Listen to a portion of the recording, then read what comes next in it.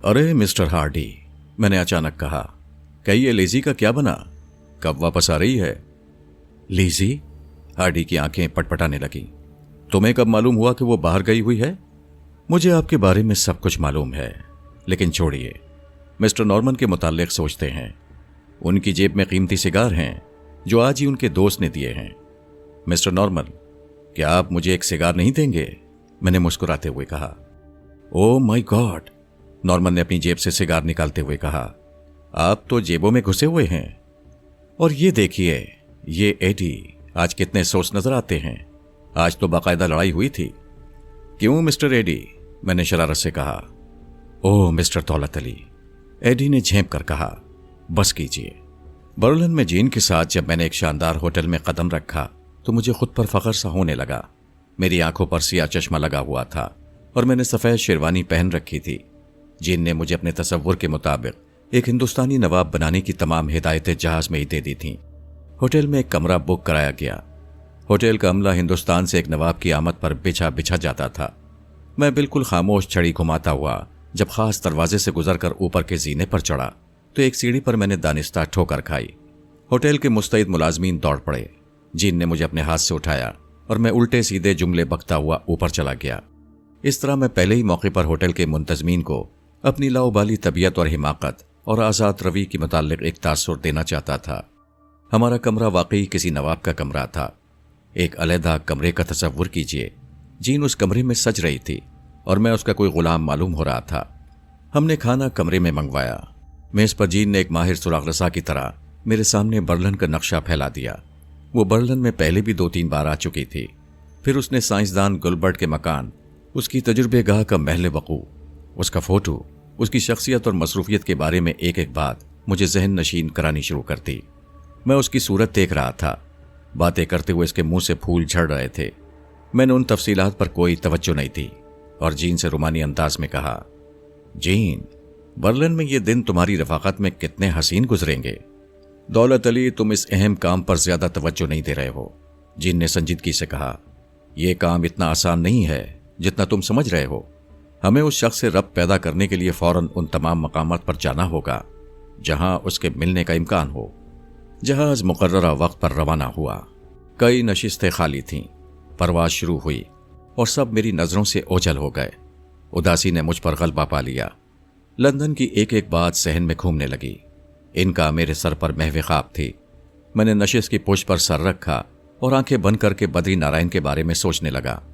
जहाज में कभी कभी उन शहरों के नामों का ऐलान हो रहा था जिन पर से जहाज परवास कर रहा था।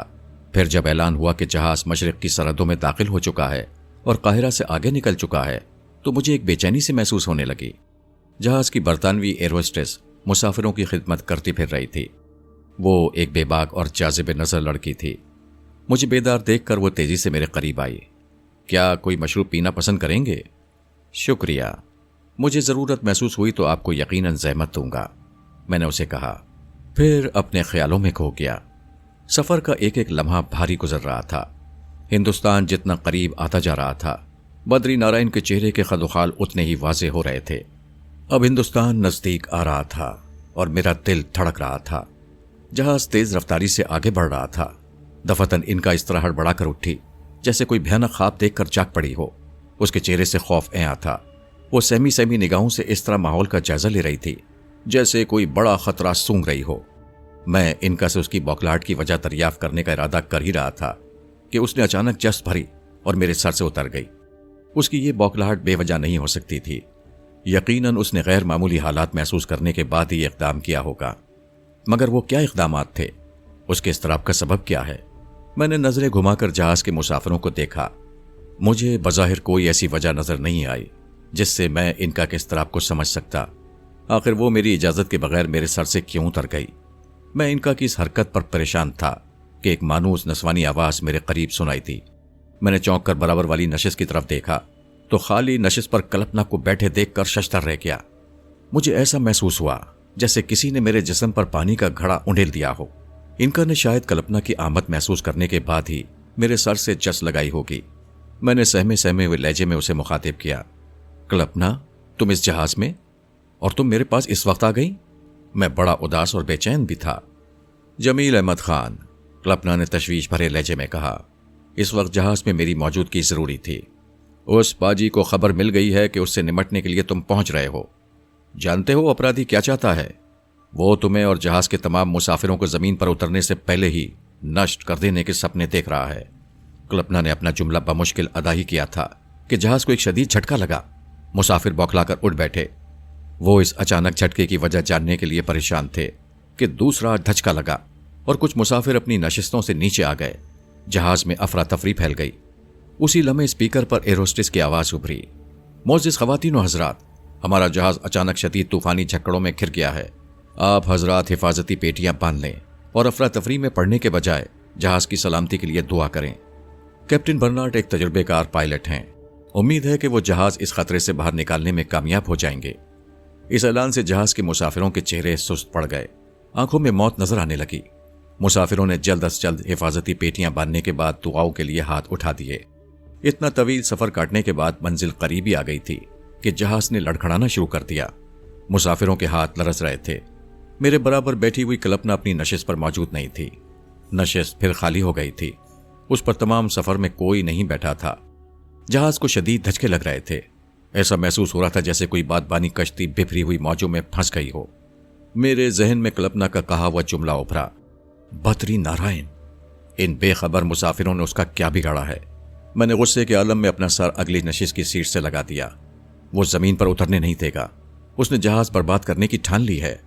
इनका मेरे सर पर नहीं थी। कल्पना के बाद वो ओझल हो गई थी। कुलदीप भी कोसों दूर थी। जहाज तूफानी हवाओं से नबर्द आसमां था और मैं अपनी बदनसीबी का मातम कर रहा था। बद्री नारायण, काश मुझे जमीन पर उतरने का मौका मिल सके। सबके चेहरे जर्द पड़े थे। जहाज के तमाम मुसाफिरों पर मौत तारी थी। जहाज की हालत लम्हा ब लम्हा नाजुक होती जा रही थी। 15 मिनट तमाम मुसाफिर मौत और जीज की कशमकश से दो चार रहे। इनका और कल्पना की अदम मौजूदगी के बायस मैं हर बात से बेखबर था और मेरी हालत भी उन मुसाफिरों से मुख्तलिफ नहीं थी जिनके हाथ उठे हुए थे। औरतें जो जेरे लब दुआएं पढ़ रही थीं, बच्चे जो फरियाद कर रहे थे, वो खिड़की से बाहर देखकर चीखने लगे थे। जहाज के मुसाफिरों की यह अबतर हालत देखकर मैं किसी कदर मुतमईन हो गया। अगर बद्री नारायण की ताकत बहुत सारे मुसाफिरों के लिए खतरा बन सकती है तो इतने बहुत से बेकसूर मर्दों, औरतों और बच्चों की दुआएं भी ज़ाया नहीं हो जाएंगी। मैं इन शरीफ लोगों के साथ हूं। इनकी ओट में मेरी जान भी बच जाएगी। बद्री नारायण से खौफ के बजाय मुझे उस पर गुस्सा आने लगा। उस मरदूत ने इतनी दूर बैठकर मुझे खत्म करने की कैसी ओछी हरकत की थी। कप्तान की आवाज मुसाफिरों को सब्र और ज़ब्त की तलकीन के लिए बार बार स्पीकर पर उभर रही थी। अचानक जहाज के झटकों में कमी आने लगी। फिर जहाज ने हिचकोले बंद कर दिए। उसी वक्त स्पीकर पर एरोस्टेस की भर्राई हुई आवाज उभरी, मुअज़्ज़िज़ ख़वातीन व हज़रात, हमारा जहाज तूफानी हवाओं के हिसार से निकल गया है। कप्तान को आगे मतला साफ नजर आ रहा है। कप्तान बर्नार्ड का कहना है कि उसे जिंदगी में इससे पहले इस नौइयत का कोई तजुर्बा नहीं हुआ। कप्तान को अपनी आंखों के सामने हर तरफ गर्द दिखाई दे रही थी। जहाज के तमाम आलात ठीक काम कर रहे हैं और मौसम की खराबी के कोई आसार जहाज के हसास आलात पर नुमाया नहीं हैं। बहरहाल आपकी दुआओं और कप्तान की महारत और चाबुकदस्ती से जहाज अब पुरसुकून है। हमें अब तेहरान एयरपोर्ट पर उतरना होगा। वहां जहाज की मुकम्मल जांच पड़ताल की जाएगी। उसके बाद हम कराची के लिए रवाना होंगे। कप्तान बर्नार्ड और जहाज के अमले की जानिब से मैं तमाम मुसाफिरों का शुक्रिया अदा करती हूँ। जहाज के पुरसुकून होते ही मुसाफिरों में गोया जान पड़ गई। उनके चेहरों पर छाई हुई मौत की परछाइयां बतदरीज कम होने लगीं। मैं भी उठकर उनकी नशिस्तों की तरफ गया। बहुत से मुसाफिरों का ख्याल था कि जहाज मौजूदाना तौर पर हादसे की जद से बाहर निकलने में उन 3 बुजुर्ग भक्षुओं का करिश्मा है। मैं भी उठकर उनकी नशिस्तों की तरफ चला गया। भक्षुओं के चेहरों पर बला का सुकून था। उनकी आंखें बंद थीं, सर मुंडे हुए थे और सर से कदमों तक एक चादर से उनके जिस्म ढके हुए थे। मैंने उसे ताजीबन सलाम किया। उसकी आंखों में बड़ी गहराइयां थीं, जैसे वो एक समंदर हो। मैं अपनी नशिस्त पर चला आया। उस भूत बख्शू ने सिर्फ एक ही जुमला अदा करके मुझे मुस्तरब कर दिया था। मैं उसके पास दोबारा जाना और उससे बातें करना चाहता था, लेकिन उसके करीब कोई नशिस्त खाली नहीं थी। इसलिए मजबूरन मैं अपनी जगह पर बैठा रहा। मुझे यकीन था कि मेरे कमीना खसलत दुश्मन बद्री नारायण की तमाम तदबीरें कल्पना की वजह से नाकाम हो गई होंगी। मुतअद्दिद सवाल और कई वसवसे मेरे जहन में कुटमुट हो रहे थे। अगर कल्पना ने बद्री नारायण के खतरनाक इरादे नाकाम बना दिए थे तो जहाज को अपना रुख बदलकर तेहरान क्यों उतरना पड़ रहा था? कल्पना अब तक कहाँ है और इनका मेरे पास वापस क्यों नहीं आई? ऐलान के मुताबिक जहाज बहुत खुशादाई के साथ तेहरान के हवाई अड्डे पर उतर गया। एयरपोर्ट से हमें सीधे एक आला दर्जे के होटल में पहुंचा दिया गया। भक्षु भी एक बड़े कमरे में ठहरा दिए गए। मुसाफिरों के जहनों पर अभी तक जहाज के मुतवक्के हादसे की तकत्तुर तारी था। खुली फजा में आने के बाद वो हादसे की मुमकिना तबाहियों के मुताल्लिक अपने अंदाजे कायम कर रहे थे। उन सब से अलग थलग बदस्तूर में अपने ख्यालों में गर्क था और दीगर सब मुसाफिर एक दूसरे को मुबारकबाद दे रहे थे। जब डाइनिंग हॉल में तमाम मुसाफिरों को खाने के लिए बुलाया गया तो मैंने इनकार कर दिया। उस वक्त एक एयर होस्टेस मेरे पास आई और कहने लगी, आपकी तबीयत तो ठीक है ना? शायद आपने कुछ ज्यादा ही असर लिया है। मैं माजरत खा हूं खातून, वाकई इस हादसे का मेरा दिल ने बहुत गहरा असर लिया है। खुदा करे हम बखैर व आफियत अपनी अपनी मंजिलों तक पहुंच जाएं। जब मैं वहां दाखिल हुआ तो मेरी नज़र सबसे पहले उन भक्षुओं पर पड़ी जो हॉल में अपनी वजह कता के बाइस सबसे मुमताज नजर आ रहे थे। मैंने दानिस्ता उनके करीब बैठना चाहा। उनकी मेज पर उनके सामने सिर्फ सूप रखा था। नौजवान भक्षु ने सबसे बड़े भक्षु की तवज्जो मेरी जानिब मबसूल कराई। मुझे देखकर ज़ईफ़ उल उमर भक्षु ने बड़ी नर्म आवाज में मुझे अपने पास बुलाया। मैं उनकी तरफ यूं भी खिंचा जा रहा था। उसकी दावत मिलते ही मैं उसकी मेज पर जाकर बैठ गया। उसने सूप लेना छोड़ दिया। वो ठंडी आवाज में बोला, हवा मुवाफिक नहीं है। मैं समझा नहीं बुजुर्ग, क्या आप मुझसे मुखातिब हैं? मैंने आंखें पटपटाते हुए कहा। अब देर हो गई, आकाश तारीक है, जवार भाटा आया हुआ है। मगर ये सब क्यों हुआ? वो सर छटक कर बोला, तू भी उसी का शिकार हुआ। मैं उसके मुबहम जुमलों से कुछ समझने की कोशिश कर रहा था कि वो खुद कहने लगा, जिंदगी सिर्फ जिस्म के लिए नहीं, त्याग और तपस्या। जिस्म तो एक फना पजीर शय है, असल शय आत्मा है। मैंने उसकी बातों से अंदाजा लगा लिया था कि वो साहिब इरफान है। ये घोड़े काबू में कर, क्या तुझे कोई और जिंदगी नहीं गुजारनी? उसके लहजे में तनाव आ गया। मेरी मदद कीजिए मोहतरम भक्षु, आपने मेरी जानिब हमदर्दी की नज़र से देखा है तो मुझसे पूरी हमदर्दी कीजिए। मैं आजिज़ी के साथ उसे अपनी मुसीबत के बारे में बताने लगा। बस बस, मेरे कानों में जहर मत घोल। अभी तूने देखा ही क्या है। अपने मन को सुकून दे, उसे मुआफ कर दे जो तुझे मुआफ करना नहीं चाहता, उसने बेपरवाही से कहा। उसका इशारा बद्री नारायण के सिवा किसी और की तरफ नहीं हो सकता था। मैं उससे कहना चाहता था कि बद्री नारायण ही मेरे तमाम दुखों का सबब है, लेकिन उसी लम्हे इनका मेरे सर पर आ गई। मैंने चौंक कर आलम में तसव्वुर में उसकी तरफ देखा। उसका चेहरा इस तरह जर्द था जैसे उसके बदन से खून का आखिरी कतरा तक निचोड़ लिया गया हो। उसकी नजरें वीरान थीं और फिक्र में डूबी दिखाई दे रही थीं। इनका को इस कदर उजाड़ और मायूस देखकर मेरी उलझन बढ़ गई। इनका बड़े भक्षु को घूर रही थी और वो मुतजस्सिस नजरों से मेरे सर की तरफ देख रहा था जैसे उसे इनका नजर आ रही हो। मैं इनका से गुफ्तगू करने के लिए बेचैन था, लेकिन उन भक्षुओं के सामने मैंने उससे कोई बात नहीं की और बड़े भक्षु की तरफ नजरें जमा कर बोला, आपसे कोई बात छुपी नहीं मालूम होती। मैं अब बहुत थक गया हूं और बाकी जिंदगी सुकून से गुजारना चाहता हूं, लेकिन जब तक वो जिंदा है मुझे चैन से नहीं रहने देगा, और जब तक मैं जिंदा हूं उसे खत्म करने की कोशिश करता रहूंगा। वो हर बार बच जाता है। तेरे पास खुद क्या है, तू दूसरों पर इतराता है। ये छोकरी जो तेरी सर पर बैठी है बड़ी फितना है। बात अब इसके बस की नहीं रही। मैं तुझसे कहता हूं कि तू खुद अपने आप को इतना मजबूत बना कि वो तेरी तरफ आंख उठाकर भी ना देख सके, या फिर कहीं दूर रह। लंदन में रंगरलियां बना, नारियों के साथ खेल, शराब पी, जुआ खेल और परेशान हो। वो मुझ पर तंज करता रहा। डाइनिंग हॉल में बैठे हुए चंद सैया खाना खाकर भक्षुओं की तरफ आ गए और उन्होंने उससे महात्मा गौतम बुद्ध के तालीमात पर सवालात करने शुरू कर दिए। सीढ़ियां चढ़कर मैं अपने कमरे में पहुंचा और तशवीशनाक अंदाज में इनका से पूछा, कहाँ मर गई थी?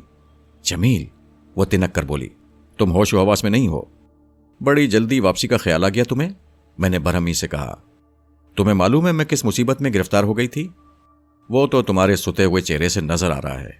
जैसे ही हिंदुस्तान करीब आया तुम्हारी नाजुक मिजाजियां शुरू हो गईं। तुम्हें हालात का अंदाजा नहीं है जमील। मेरी मानो तो लंदन वापस चलो या यहां तेहरान में टिके रहो, इसी में तुम्हारा भला है। तुम जो कहना चाहती हो वो मैं समझ रहा हूं। क्या समझ रहे हो? बाज़ औक़ात बिल्कुल बच्चे बन जाते हो तुम। कहना क्या चाहती हो? मैंने तैश में आकर कहा। तुम सुनना ही नहीं चाहते। तुम सुनना चाहते तो मत सुनो मेरी बला से। अब मुंह मत बसूरो। कह दो कि कल्पना मर गई, कुलदीप मर गई, जगदेव तबाह हो गया, बद्री नारायण ने तुमको फिर तहफ़्फ़ुज़ दे दिया। कह दो कि तुम मजबूर हो, कहो कि तुम्हारे लिए फिर किसी ने जॉब शुरू कर दिया है और तुम दफान हो रही हो। मैंने शदीद गुस्से में कहा। तुमने कुछ बातें सही कही हैं, इनका ने उदासी से कहा। क्या? इनमें से कौन सी बात सही है? मैंने बेकरार होकर पूछा। तुम्हारा मुंह क्यों नहीं फूटता? जमील, तुम्हारी इतनी उम्र हो गई है, तुमने इतने जख्म खाए, पर तुमने तजर्बों से कुछ नहीं सीखा। सुनो, कुलदीप तन्हा रह गई है। जगदेव परलोक सधार गया है। जगदेव के मरने के बाद बद्री नारायण ने काली के दूसरे पुजारियों से गठजोड़ करके तुम्हें इस बार बिल्कुल खत्म करने की ठान ली है। वो अब अकेला नहीं है, कई महापुरुष पंडित पुजारी उसके साथ हैं। इतने बहुत से लोगों के सामने कुलदीप कब तक मुकाबला करेगी? जगदेव के मर जाने से उसकी कमर टूट गई है। इधर तजीन भी तुम्हारी अमानत के तौर पर उसके पास महफूज है। मैंने तुम्हें बर वक्त मुतनब्बे किया था, लेकिन तुम भूल गए कि गया वक्त हाथ नहीं आता। तुमने वक्त की कदर नहीं की। इनका ने अफसुर्दगी से कहा।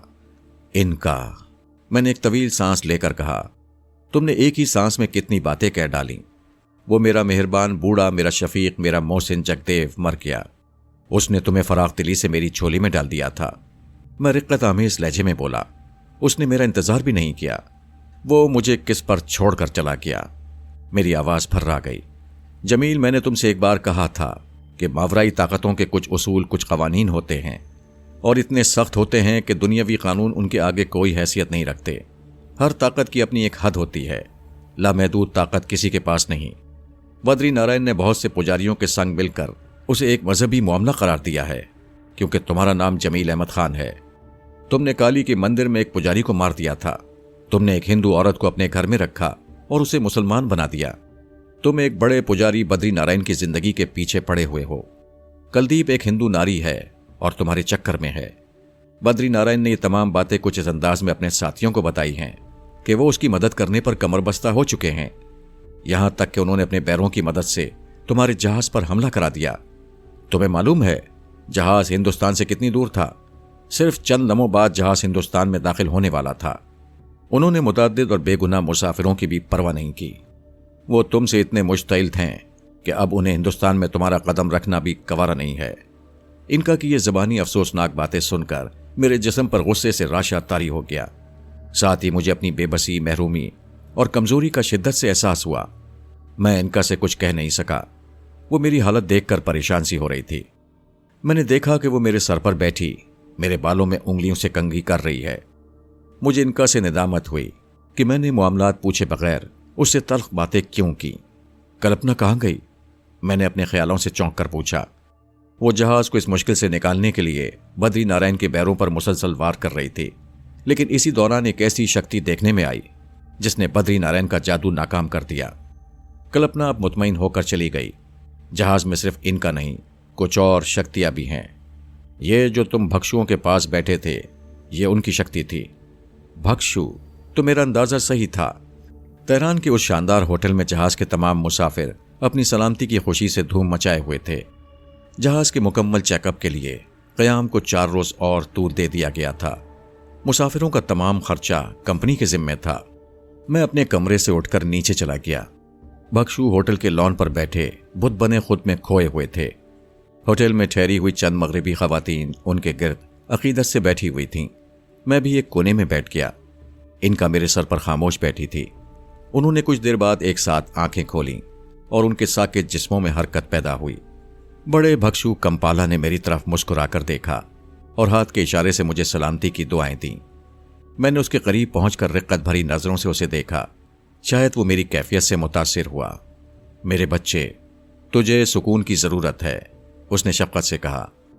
मैंने एक बार फिर इशारा किनायों में अपनी तमाम रुदात उसे सुनाती। उसके बावकार चेहरे पर ठहराव था।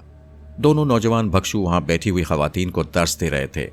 कंपाला ने मुझसे वादा नहीं किया जिससे मेरी बेचैनियां कम होती। हाँ, उसने मुझे अपने साथ तिब्बत ले चलने की पेशकश की।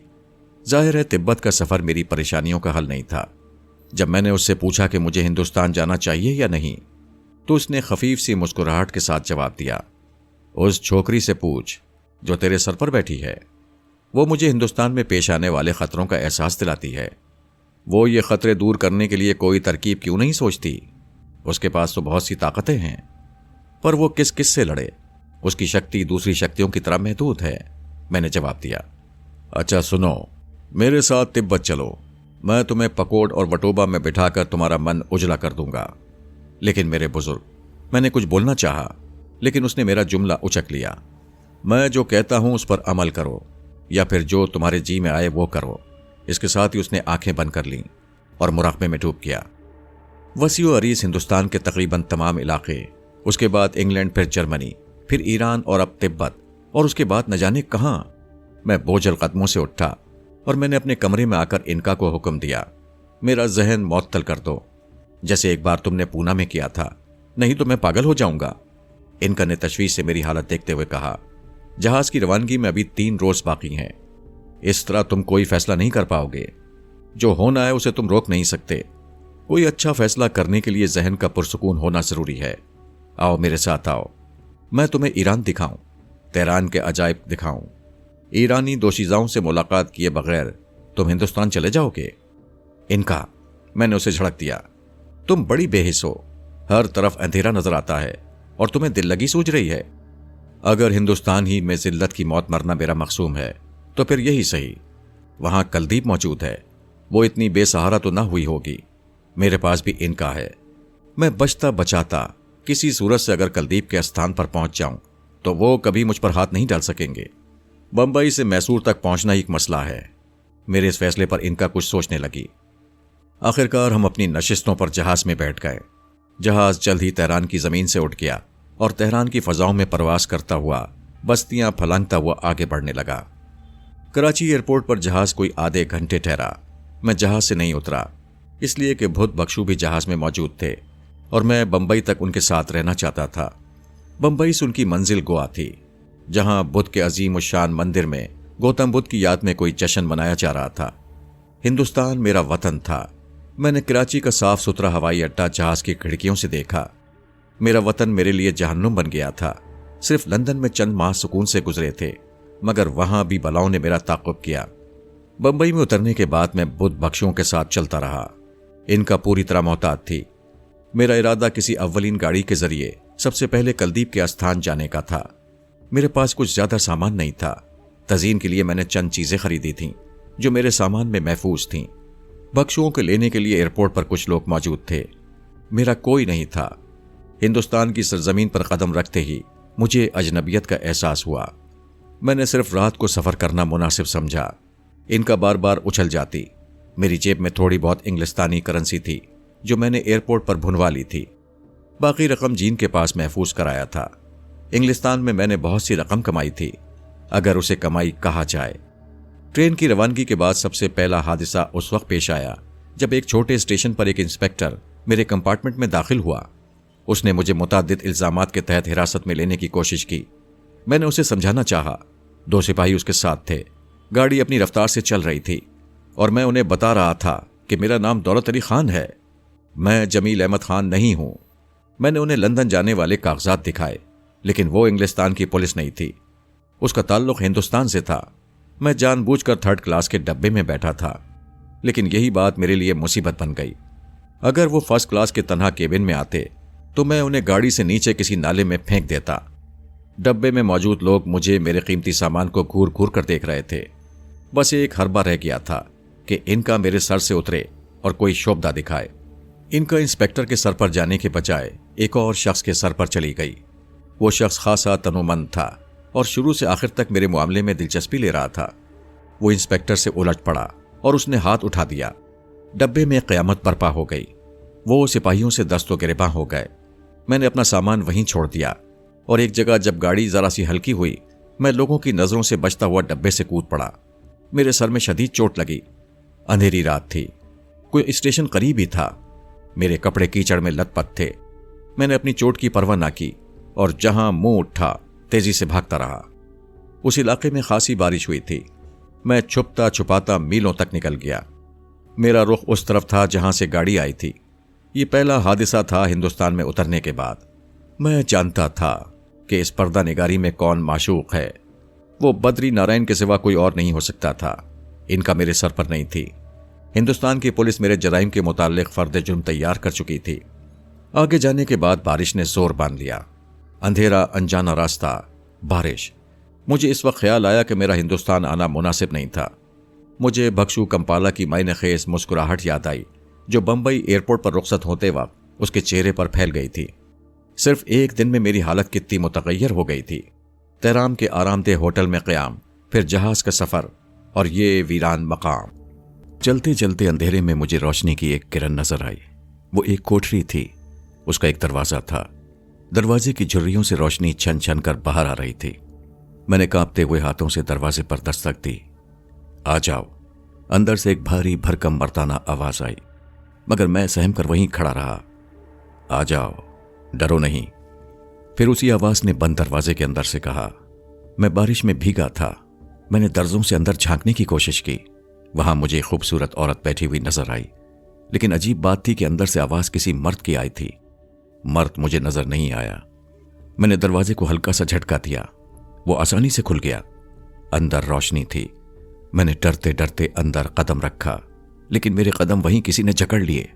अंदर कोई नहीं था, सारा कमरा खाली था। दरवाजा एक झटके के साथ बंद हो गया। मैंने हवास बाख्ता होकर दरवाजे पर ज़रबे लगाना शुरू कर दी। दरवाजा जरा भी नहीं हिला। मैं बद्री नारायण के जाल में बुरी तरह फंस गया था। इनका भी मेरे पास नहीं थी। बारिश की पुरशोर आवाज में मेरी चीखो पुकार कौन सुनता। अशरफी बेगम के बालाखाने पर भी मैं इसी तरह फंस गया था। यह ख्याल करके मेरे रोंगटे खड़े हो गए कि बद्री नारायण ने कोठरी के गिर्द अपनी काली ताकतों का जाल ना बुन दिया हो। मुझे यह अंदेशा भी हुआ कि अगर कल्पना या इनका मेरी मदद को ना आ सकी तो। मैंने सोचा, जिद्दोजहद बेकार है, दीवारों से सर टकराने से कोई फायदा नहीं। मैं इन जहन्नुमी ताकतों के सामने क्या हैसियत रखता हूं। मैं इनका का मोहताज हूं। मैं कुलदीप और कल्पना का मोहताज हूं। एक मोहताज और मासूर आदमी, जमील अहमद खान, एक पागल आदमी। बारिश थम गई तो मैंने कोठरी से बाहर निकलने की एक और कोशिश की, यहां तक कि रात गुजर गई और सुबह के वक्त परिंदों के चहचहाने की आवाजें आनी शुरू हो गईं। मैंने दर से बाहर झांक कर देखा। मुझे एक दरख्त के नीचे एक साधु बैठा हुआ नजर आया। चुनाचे मैं जोर जोर से चीख कर उसे मुतवज्जे करने लगा, मगर उसके कानों पर चूं तक न रेंगी। वो आसन जमाए मस्त अलस्त अपनी धुन में मगन रहा। थक हार कर मैं अपनी जगह बैठ गया। थोड़ी देर बाद मैंने महसूस किया कि बाहर आग लग रही है। मैंने झिर्री से फिर देखा। एक गोल दायरे की शक्ल में सामने आग भड़की हुई थी। किसी देहाती के हाथ में कुदाल थी और साधु मुर्दा पड़ा हुआ था। कुछ देर बाद देहाती झिर्री में मेरे नजरों के दायरे से निकल गया। फिर दूसरे ही लम्हे मैंने इनका को अपने सर पर मौजूद पाया। वो मुझे हुक्म दे रही थी कि मैं दरवाजे पर एक भरपूर सर्प लगाऊं। मेरी 2-3 लातों से दरवाजा टूट कर गिर गया। ये वही दरवाजा था जिसे मैं आधी रात से खोलने की कोशिश कर रहा था। बाहर आकर मैंने आग का वो दायरा फलांग लिया जिसने सारी कोठरी का इहाता कर रखा था। साधु का खून उसके ऊंचे स्थान पर फैला हुआ था और देहाती वहां मौजूद नहीं था।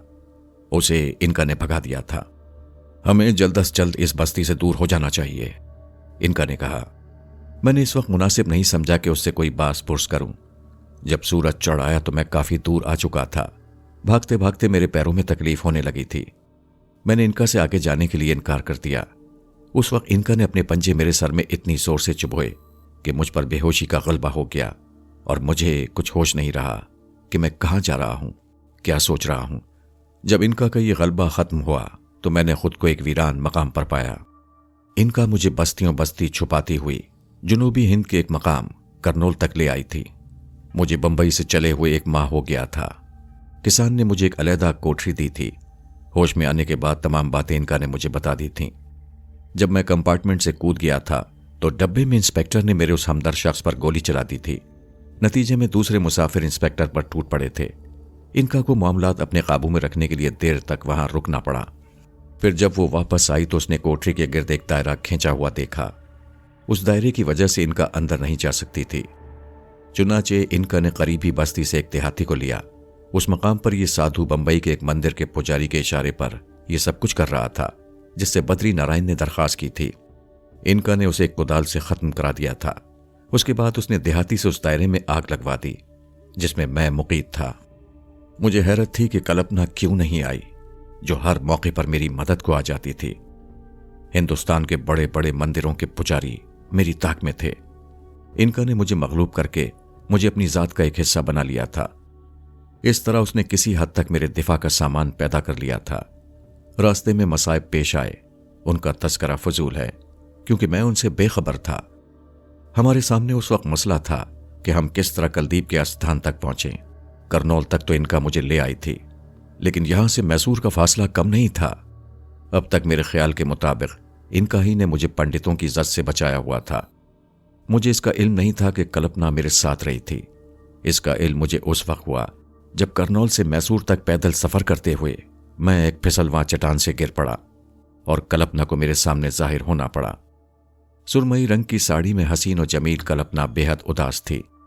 उसे देखकर मैं अपनी तकलीफ भूल गया।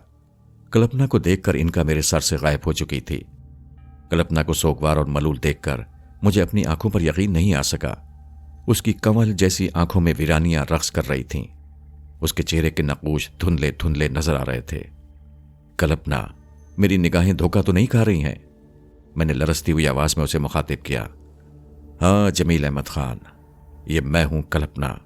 कल्पना ने दर्द भरे लहजे में कहा, जब से हिंदुस्तान आए हो मैं तुम्हारे साथ हूं, लेकिन मुझे खुद को जाहिर नहीं करना चाहिए था। इस तरह तुम्हारी मुसीबतों में इजाफा हो जाता और इनका भी इतनी मुस्तैद और फाल न रहती। तुम्हारे चेहरे पर उदासी क्यों है? तुम बहुत परेशान मालूम होती हो, मैंने कहा। सारी बिसात उलट गई है जमील अहमद खान, मगर तुम निराश ना होना। तुमने हौसला छोड़ा तो फिर कोई तुम्हारी मदद को ना आ सकेगा। समय समय की बात है, इनका ने तुम्हें सब कुछ बता दिया होगा। पुलिस तुम्हारे पीछे है। तुम शहरों में नहीं जा सकते, क्योंकि अपने टूटे हुए हाथ के बाइस आसानी से पहचान लिया जाओगे। चारों तरफ पंडितों ने तुम्हारे खिलाफ जाल बिछाया हुआ है। तुम्हें नहीं मालूम कि मैंने कहां कहां बलाएं तुमसे दूर रखी हैं। जितना तुम उनसे बच रहे हो, उतने ही वो तुम्हारे खिलाफ सफारा होती जा रही हैं। कल्पना ने कहा, मेरा ख्याल है मेरे लिए एक ही जगह सुकून की है, कुलदीप का स्थान। मैं उसकी तरफ जाना चाहता हूं। मुझे याद है एक दफा तुमने मुझे अशरफी बेगम के बालाखाने से अपनी ताकतों के जोर पर कुलदीप के स्थान तक पहुंचा दिया था। अब ऐसा नहीं कर सकती। बद्री नारायण ने 2 बड़े पुजारियों को स्थान के बाहर बिठा दिया है। अगर ऐसा मुमकिन होता तो तुम्हें इतनी तकलीफें उठाने की क्या जरूरत थी? वो स्थान के अंदर दाखिल नहीं हो सके, लेकिन बाहर उन्होंने अपने पैर पहरे पर लगा दिए हैं। मैं तुमसे यही कहने आई हूं कि तुम अपना रास्ता बदल दो। बेहतर था कि तुम हिंदुस्तान ना आते, और अगर आते तो उस वक्त आते जब मैंने तुमसे कहा था। करनौल तक मैं इस मकसद से तुम्हारे साथ नहीं रही हूं कि मैसूर का फासला कम से कम हो जाता है, लेकिन एक ही रास्ता तुम्हारे बचाव का था। कुलदीप और तजीन का क्या हाल है? कुलदीप तो प्रीतम लाल की जानशीन है। प्रीतम लाल जो एक बड़ा पुजारी था, उसकी ताकतों को क्या हुआ? कुलदीप उसी नई सूरत हाल से निमटने के लिए कड़े चाप में मसरूफ है, सिर्फ तुम्हारे लिए। तजीन बिल्कुल ठीक है, उसकी तरफ से तुम बेफिक्र रहो। प्रीतम लाल के स्थान में दाखिल होने की कोई जरूरत नहीं कर सकता। कल्पना मेरे जख्म पर मरहम रखकर अचानक गायब हो गई। उसके जाते ही इनका आ गई। इनका ने मुझसे कहा, कुछ देखोगे? मैंने हैरानी से पूछा, क्या? लो देखो, इनका ने कहा, और उसी लम्हे मैंने एक ऐसा खौफनाक मंजर देखा कि आंखें बंद कर लेनी पड़ी। अजीब शक्ल के बेशुमार छोटे छोटे बंदरनुमा जानवर एक दूसरे पर वैश्यानापन से टूटे हुए थे। ये क्या है? मैंने खौफजदा लहजे में पूछा। मेरी नजरों के सामने से वो मंजर गायब हो गया। देखा? इनका ने कहा। मगर ये सब क्या है? मैंने हैरत से पूछा। तुम्हारी आंखों पर पर्दा पड़ा रहना चाहिए मेरे प्यारे जमील। तुम्हें नहीं मालूम कि तुम कितनी मुसीबतों में गिरफ्तार हो। चलो यहां से भाग चलो। मैं अपनी लंगड़ाती हुई टांग से उठकर आगे बढ़ने लगा। इनका सरगोशियों से कहने लगी, ये करनौल के एक मंदिर के पुजारी और कल्पना के दरमियान लड़ाई थी। जमील, ये कल्पना कुलदीप का कोई रूप है। कुलदीप नहीं चाहती कि वो मेरे सामने आए। मैंने उसे कल्पना की गुफ्तगू से आगाह किया तो उसने फौरन रास्ता बदल दिया। अब हम कहां जा रहे हैं? कल्पना अचानक गायब हो गई थी। मैं उससे कुछ पूछ नहीं सका। वो हमारे साथ रहेगी। अब हमारे पास इसके सिवा कोई चारा नहीं कि हम किसी ऐसे मकाम पर चले जाएं जहां उन पंडित पुजारियों की दस्तबरद से दूर रहें। इनका ने कहा, मेरी समझ में एक बात आती है। अगर मैं मस्जिद या किसी बुजुर्ग की दरगाह में पनाह ले लूं तो वो मरदूद उसके हवारी मुझ पर कोई वार नहीं कर सकेंगे। तुम सही कहते हो, लेकिन मस्जिद या दरगाह में तुम जैसे गुनाहगार शख्स को कौन कबूल करेगा? और तुम लोगों की निगाहों से तो नहीं बच सकते। वहां बद्री नारायण नहीं तो पुलिस को कोई खबर दे सकता है। मुझे खुद खौफ आया कि मैं मस्जिद या किसी बुजुर्ग के मज़ार पर पनाह लेने का अहल नहीं हूं। मैं तो गुनाहगार आदमी हूं। हवाई जहाज या पानी के जहाज से सफर करने का सवाल ही पैदा नहीं होता था। मैं शशोपंज में लंबे लंबे कदम उठा रहा था कि इनका ने मेरा जहन अपने काबू में कर लिया। दरमियान में तकलीफ दे वाकयात का एक लंबा सिलसिला है। अगर सुनाऊंगा तो कोई नई बात ना होगी। वही हवादिस, वही मार्के, वही बदबख्तियां, कहीं गिरफ्तारी, कहीं रिहाई, कहीं सजा, कहीं निजात, किसी वक्त दुख तो किसी लम्हे खुशी। पहले भी हादसात से पागल हो गया था। इनका गाहे बगाहे मुझे होश में लाती थी तो मैं हिज़यान बकने लगता था। मजबूर होकर मेरी तमाम हिस्सें सल्ब करके मुझे अपने ताबे कर लेती थी। 6 माह मेरी सरगुज़श्त के दिनों को जमा कर लीजिए। 6 माह मेरी उम्र और घट गई। पांव कहीं रखता था, पढ़ता कहीं था, सोचता कुछ था, नतीजा कुछ होता था। हर तरफ पहरे थे, उन भयानक अफरीतों के पहरे जिनके सीने में दिल नहीं था। मेरी जिल्द सियाह हो चुकी थी। जुनूबी हिंदुस्तान से शुमाली और शुमाली से मशरकी इलाकों में जगह जगह घूमकर गोवा पहुंच गया।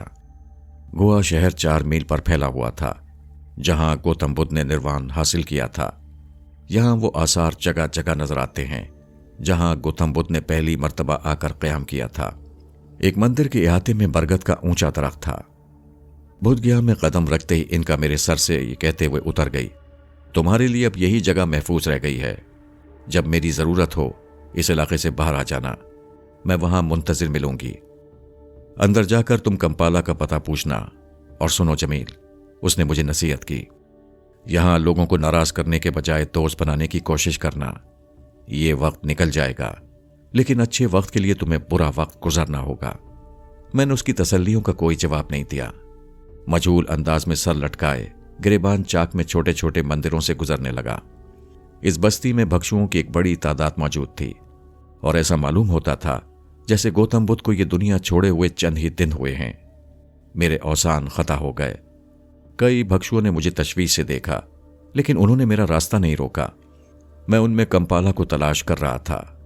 कंपाला जो तिब्बत का कोई बहुत ही बड़ा भक्षु था, बंबई से गोवा आ गया था ताकि गौतम बुद्ध के जश्न सालगिरह में शरीक हो सके। मुंबई से मुझे चलते हुए 7-8 माह गुजर चुके थे। मैं इस एतबार से हिंदुस्तान का मुनफरिद शख्स हूं कि मैंने एक सम से दूसरी सम तवील तरीन रास्तों पर पैदल सफर किया है। काश मैं कंपाला की हिदायत के मुताबिक उसके साथ तिब्बत चला जाता और मेरी जिंदगी से ये जो 7-8 माह कम हो गए थे वो बच जाते।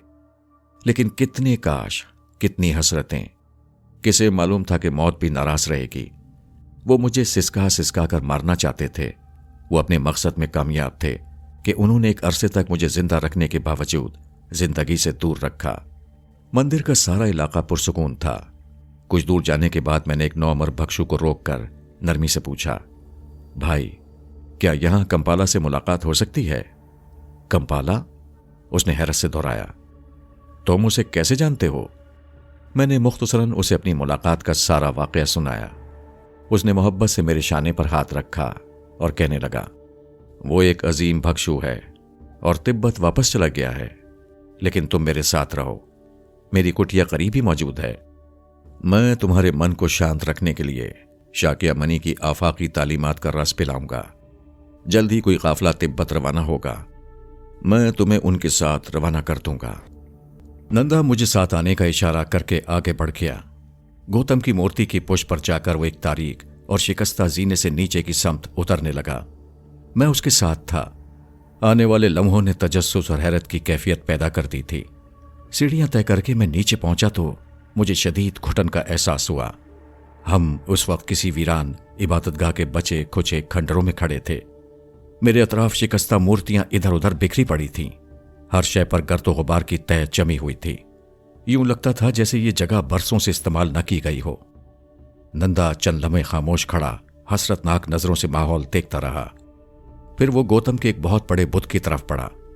करीब जाकर उसने बुत को दीवानावार दोनों हाथों से साफ करना शुरू कर दिया। गर्द की तहें हटी तो वो महसूस किए बगैर न रह सका कि वो बुत किसी ठोस धात का बना हुआ है। अंधेरे के बाइस मैं ये तय न कर सका कि वो सोने का है या पीतल का। अलबत्ता इतना अंदाजा जरूर होता था कि सन्नाई का एक बेहतरीन शाकार है। नंदा चंद लम्हों तक पूरी यकसुई से बुत के सामने खड़ा रहा। वो मजनूनाना कैफियत में अपना सर बुद्ध के कदमों से रगड़ रहा था और बच्चों की तरह सिसक रहा था। उसके रोने का अंदाज इंतहाई दर्दनाक था। देर तक उसकी सिसकियां खंडर में गूंजती रहीं। फिर उसकी भर्राई हुई आवाज उभरी। वो बुद्ध से मुखातिब था। शाकिया मनी, मुझे शांति दे। मेरे मन में 55 साल की गुनाहों की आग अभी तक सुलग रही है। शाकिया मनी, मैंने कभी किसी को कष्ट देने की कोशिश नहीं की, पर यह कैसा धुआं है जो मेरे सीने में उठ रहा है। मेरे हाथ उनसे इंतकाम लेने के लिए उठते हैं। उन्होंने हर जगह तेरा मजाक उड़ाया है। मैं ये बर्दाश्त नहीं कर सकता शाकिया मनी, मुझे अपने पास बुला ले। नंदा के आंसू गौतम बुद्ध से उसकी अकीदत के तर्जुमान थे। मैं उसकी बातें कुछ कुछ समझ रहा था। फिर अचानक वो कदमों से उठा और किसी कदर होशमंदी से बोला, शाकिया मनी, ये मनुष्य जो मेरे साथ आया है मेरी तरह पापी है। इसे भी मेरी तरह शांति की जरूरत है। तू शांति का देवता है, मैं इसे तेरे सुपुर्द करता हूं। फिर वो मुझसे मुखातिब होकर कहने लगा कि मैं बुद्ध बख्शुओं के सिवा वो पहला मंच हूं जो इन खंडरों में मेरे साथ आया है। यहां शांति ही शांति है। यहां तू शाकिया मनी के साथ बैठकर उसकी तरह ध्यान लगाकर तपस्या कर। अपना मन मार ले, अपनी आंखें बंद कर ले। मैं तैयार हूं नंदा जी, मैंने तेजी से कहा। शाकिया मनी के सामने मुझे निराश मत करना। अब सब कुछ भूल जा कि तू कौन है, तेरा नाम क्या है, तू किन लोगों से मुताल्लिक है, और यह ख्याल न करना कि सुबह हो गई, शाम हो गई है, बरसात हो गई है। हाँ, सब कुछ भूल जाऊंगा, लेकिन तू बद्री नारायण को नहीं भूल सकता। क्यों? नंदा ने मेरा जुमला मुकम्मल कर दिया। मैंने डरते डरते कहा, मैं उसकी मौजूदगी में अपना दिल शांत नहीं रख सकता। उसने मेरे अंदर घाव पैदा किए हैं। मैंने अहद किया है कि मैं तुमसे हमेशा सच बोलूंगा, फिर झूठ कैसे कहूं? सुन जमील अहमद खान, नंदा नरमी से बोला, जब्त सबसे बड़ी नेकी है। इसके सिवा नेकी कुछ नहीं होती। जब्त करने की मशक कर, तेरे अंदर जवाहिर पैदा होंगे। अगर तूने खुद से इसार किया और कायम रहा तो तुझे कोई दुख नहीं पहुंचा सकता। नंदा की खुशाइन बातें मेरा अज़्म मजबूत कर रही थीं। रात को वो अपनी कुटिया में भी यही बातें करता रहा। उसने मुझे मुराकबे और इर्तिकाज के वक्फेदार मशकों के मुताल्लिक बताया। जब दूसरे दिन नंदा ने मुराकबा खत्म करने के लिए कहा तो मेरी आंखें पथराई हुई थीं। मैं जिस तरह बैठा था उसी तरह एक तरफ लुढ़क गया।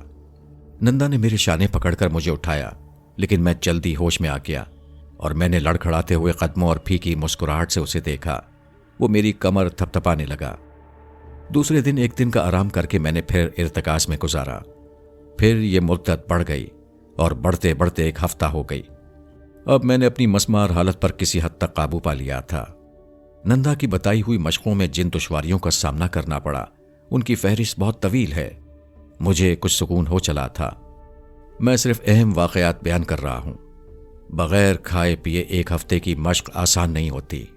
मैं जानता हूं कि मुझ पर क्या गुजरी थी, लेकिन रफ्ता रफ्ता भूख और प्यास में शिद्दत न रही और फिर एक ऐसा वक्त आया कि मैं इन्हें ज़िम्नी बातें समझने लगा। मैंने सिर्फ पानी पीने पर इक्तफा किया। इन मशकों के दौरान मैंने शुरू में अजीब दुनियाओं की सैर की। मैं मुसलसल अपने इर्तिकाज की मुद्दत बढ़ाता रहा और अब मुझे छोटी छोटी मशकों में 4 माह गुजर चुके थे। 4 माह के बाद मैं अपने अंदर एक हल्कापन महसूस करने लगा। मैं बहुत कम सोचता और बहुत कम बोलता था। नंदा से भी कम ही बात होती थी। मेरी हिम्मत इतनी बड़ी कि मैंने मुसलसल 1 माह तक मुराकबा करने का इरादा कर लिया। मुराकबे में मुझे एक तरह की आसूदगी महसूस होती थी, जैसे मैं सो रहा हूं, जैसे मैं इस दुनिया में नहीं हूं। मैंने अपने ख्यालात अपने कब्जे में कर लिए थे। मेरे चेहरे पर एक सुकून सा पैदा हो गया था, लेकिन इसी मुद्दत में मैं अंधेरे में देखने का आदी हो चुका था। मेरी बीनाई में गैर मामूली तेजी आ गई थी। एक दिन अचानक मेरी आंखें धुंधला गईं। मैंने खौफजदा होकर आंखें बंद कर लीं और जिस्म झटक कर यकसू होने की कोशिश करने लगा। मेरा ख्याल था कि मैं इस आर्जी परेशानी पर काबू पा लूंगा, लेकिन ऐसा नहीं हो सका। अभी मुझे आंखें बंद किए चंद लम्हे ही गुजरे थे कि ऐसा महसूस हुआ जैसे गौतम बुद्ध का बुद्ध तड़ाक से गिर गया है और आंधी सी चल रही है। फिर मुझे ऐसा लगा जैसे कोई जी हैसियत भारी भरकम शख्स सामने खड़ा है। उसका लिबास बुद्ध भक्षुओं जैसा है। उसके चेहरे पर नरमी के बजाय सख्ती है। मैंने उसे अपने जहन का कोई वहम समझकर आंखें बंद कर लीं। उसी लम्हे खंडर में एक कर्जदार आवाज गूंजी, तुम्हारा सारा जीवन पाप, हवेस और गंदगी से गुजरा है। नंदा ने तुम्हें गलत रास्ते पर डाल दिया है। तुम कभी इसमें कामयाब नहीं हो सकते। तुम अपना वक्त बर्बाद कर रहे हो और तुम्हें कोई हक नहीं पहुंचता कि तुम चरणों में बैठो। वो शख्स इंतहाई मतानत और संजीदगी के साथ मुझसे मुखातिब था। मेरा जिस्म लरस रहा था। मुझे मालूम था कि अधूरे इर्तिका से जहन पर क्या असरात मुरतब होते हैं। मैंने बार बार आंखें बंद करना चाही, लेकिन उसका हेवला सामने से नहीं हटा। मैं अपनी जगह अगरचे जमकर बैठा हुआ था, लेकिन मेरी यकसुई की कैफियत में खलल हो गया था और मेरे जिस्म में शदीद किस्म का दर्द सा उठने लगा था। मगर उसी वक्त मेरे जिस्म के अकड़ने और बेहोश होने से पहले नंदा चीखता हुआ खंडर में दाखिल हुआ। उसकी गजबनाक आवाज गूंजने लगी। अपराधी पलीत आत्मा, क्या तू नहीं जानता कि मैं यहां मौजूद हूं? गौतम के स्थान पर उसके सेवक को परेशान करने आया है। ठहर, मैं तुझे अभी नर्क में पहुंचाता हूं। नंदा का यह जुमला खत्म होते ही वो हेवला गायब हो गया। अब मेरे सामने गौतम का बुत असली शक्ल में मौजूद था। नंदा फौरन खंडर से बाहर निकल गया। आइंदा 2-4 रोज तक मुझे इसी किस्म की बलाओं का सामना करना पड़ा। मैंने अपने जिस्म को कोई हरकत नहीं दी, लेकिन एक दिन सब टूट गया। उस रोज मैंने अपनी नरगिस को हशर सामानियों के साथ अपने सामने चलवा कर देखा। नरगिस की दीद ने मुझे गंग कर दिया। वो अपने बाजू फैलाए मुझे अपनी जानिब बुला रही थी। उसके चेहरे पर हुस्न की कैफियत थी और ऐसा तकद्दुस था कि मैं आंखें फाड़कर देखने लगा। मैंने उससे कोई बात नहीं की, लेकिन कुछ देर बाद एक बदहैयत मकरू शख्स नमूदार होकर नरगिस को जबरदस्ती अपनी आगोश में लेने लगा। वो उसका लिबास नोच रहा था। नरगिस ने तहशज़दा लहजे में मुझे पुकारा। एक लम्हे के लिए मैं ये भूल गया कि शैतानी कुव्वतें मुझे वरगलाने की कोशिश कर रही हैं।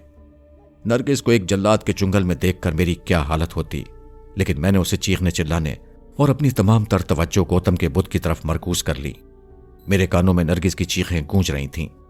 उसी लम्हे मुझे सीढ़ियों पर किसी के कदमों की चाप सुनाई दी। नंदा के आते ही वो मंजर बदल गया। उस वक्त नंदा ने मुझे मुखातिब किया। जमील अहमद खान, बार बार मुझे क्यों बुलाता है? क्या तू नहीं जानता कि वो तेरा कुछ नहीं बिगाड़ सकेंगे? अपना मन मजबूत कर, मैं दोबारा नहीं आऊंगा। तुझे उनसे खुद निमटना होगा। मैंने एक झुंझरी लेकर नंदा की हिदायत कोश गुजार की और दोबारा अपने मुराकबे में डूब गया। इस बार मैंने तय कर लिया था कि कोई भी शैतानी ताकत मुझे वरगलाने आई तो मैं अपने इन्हिमाक में रहूंगा।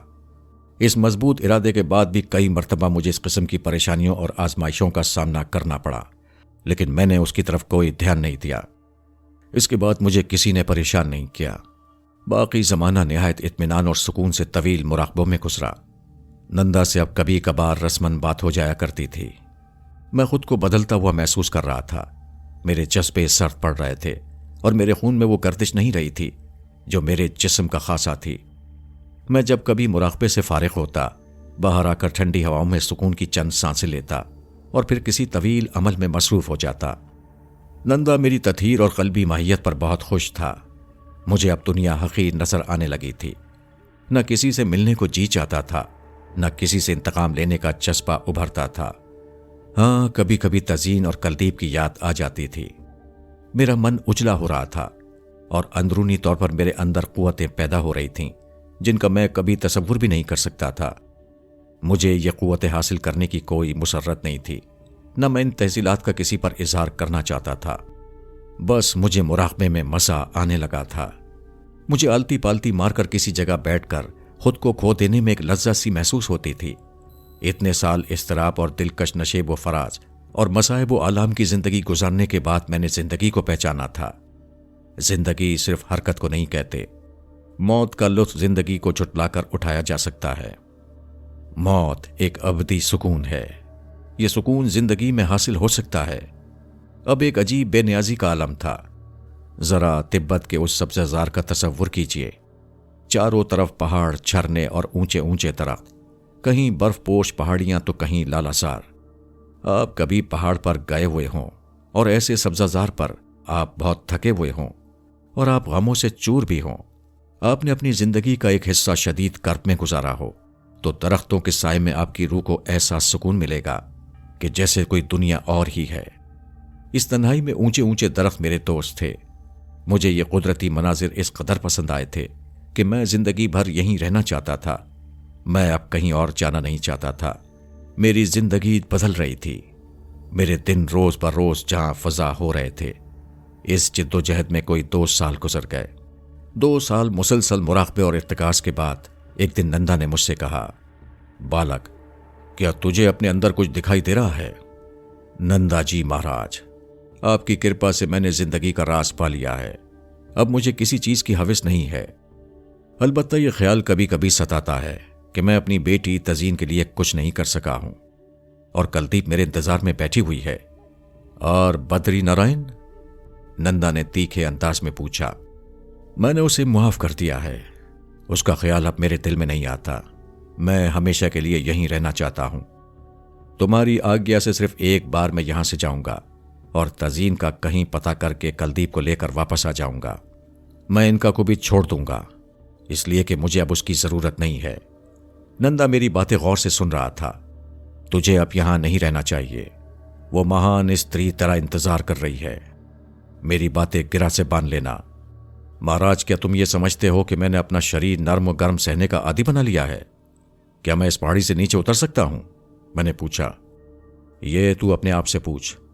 अगर तुझ पर पापी दुनिया की हवा का असर हो गया तो तेरी तमाम तपस्या नष्ट हो जाएगी। मेरे दिल में अब कोई जज्बा नहीं है। उन्होंने मुझे परेशान किया तो मैं रास्ता बदल लूंगा। इस पर भी वो नहीं माने तो मैं उन्हें समझाऊंगा, पर वो मेरे आगे आ गए और उन्होंने मेरी बात मानने से इनकार कर दिया। तो मुझे क्या करना चाहिए महाराज? अगर तू ये समझता है कि तेरी जबान ने उन पर कोई असर नहीं किया और वो तेरे पीछे पड़ गए हैं और कोई और सूरत नहीं रही, तो तू उन्हें आइंदा के लिए मोहतात रहने का सबक दे और अपने बचाव के लिए कदम उठा सकता है। नंदा की नसीहत आमेज बातें अपनी जगह थीं, लेकिन मैं खुद अपने तौर पर मुतमईन था। इस गुफ्तगू के बाद वहां से जाने को जी नहीं चाहा, लेकिन एक दिन नंदा मेरे पास आया। उस दिन उसकी हालत बड़ी खराब थी। वो बार बार गौतम की मूर्ति से अपना सर फोड़ने की कोशिश कर रहा था।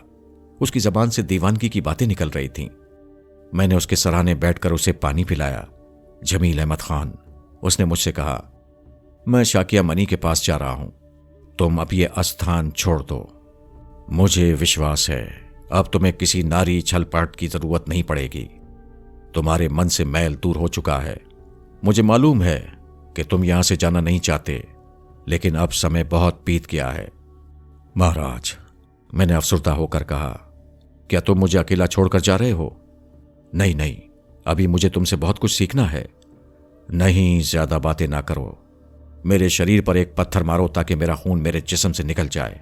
उसने कर्ब से कहा, मुझसे ये काम नहीं होगा। मेरा खून यख हो गया। ये मेरा हुक्म है जमील अहमद खान। क्या तुम मुझे शांति से नहीं मरने दोगे? जल्दी करो बालक, ऐसा ना हो कि मैं अपने शरीर के इसी खून के साथ उसके पास पहुंच जाऊं। महाराज, इससे आगे मुझसे कुछ ना कहना। उसका इसरार जब हद से बढ़ गया तो मजबूरन मुंह फेर कर एक बड़ा पत्थर उसके दिमाग पर दे मारा।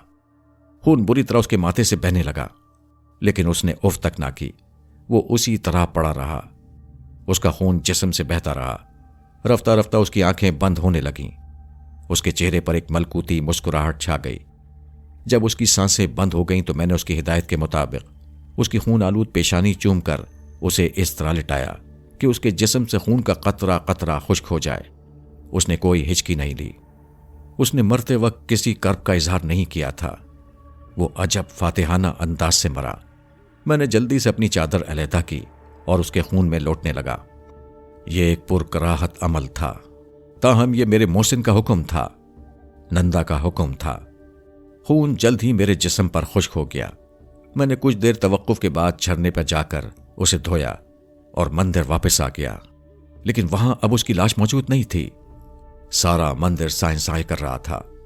मुझे अपनी परेशानी खत्म करने के लिए इर्तिकाज की एक छोटी सी मशक करनी पड़ी। 40 मील की मुसाफत एक ऐसे ठंडे इंसान की मुसाफिर थी जिसे न कहीं जाने की जल्दी थी, न किसी से मिलने का शौक। चूंकि मुझे अब कंपाला के पास जाना चाहिए था, इसलिए मैं कंपाला के पास जा रहा था। जब मैं कंपाला की खानका में एक बुद्ध भक्षु के हल्के में दाखिल हुआ तो वो दरवाजे पर मुंतजिर था। कंपाला से आंख मिलाते वक्त मेरी आंखों में आंसू आ गए। उसने नंदा जैसे बड़े भक्षु तक मेरी रहनुमाई की थी। मैं किस जबान से उसे नंदा की मौत की खबर सुना सकता था, लेकिन मेरे कुछ कहने से कबल कंपाला ने सर्द आह भरकर कहा, मैं जानता हूं मेरे बच्चे, वो खुद जो चाहता था वही हो गया। नंदा जी महाराज ने मुझे इतना मौका नहीं दिया कि मैं उनकी खिदमत कर सकता। मैंने अफसुर्दा लहजे में कहा, वो अमर हो गया है। उसने तुम्हें मनुष्य बनाकर भेजा है। उसे शायद तुम्हारी तकमील का इंतजार था। कंपाला ने गुफ्तगू का रुख बदलते हुए कहा। मुझे उम्मीद नहीं थी कि नंदा तुम्हें इतनी शक्तियां भी दान कर देगा। जमील अहमद खान, तुमने हकीकी जिंदगी करीब से देख ली। कंपाला ने 4 रोज मुझे अपने हाथ ठहराया। मैंने खानका में तवील मशक़ें करके तलबा को हैरत ज़दा कर दिया। मुझे अपनी लगन से जो कुदरत अपने आसाब पर हो गई थी वो बरसों में भी पैदा नहीं होती। 4 रोज बाद एक काफिला गोवा की तरफ रवाना हुआ। मैं उनके साथ हो गया। चलते वक्त कंपाला ने मेरे सर पर हाथ फेर कर मुझे अपनी दुआओं के साथ रुखसत किया। जमील अहमद खान, आदमी का कोई भी धर्म हो, आदमी को आदमी होना चाहिए। कंपाला के इस आखिरी जुमले ने मुझे एक मुद्दत बाद ये याद दिलाया कि मेरा भी कोई धर्म है। मेरा नाम जमील अहमद खान है। मैं रास्ते भर इसके मुताल्लिक सोचता रहा। मेरे जिस्म पर गेरवे रंग की एक चादर पड़ी हुई थी। ये कंपाला ने मुझे दी थी।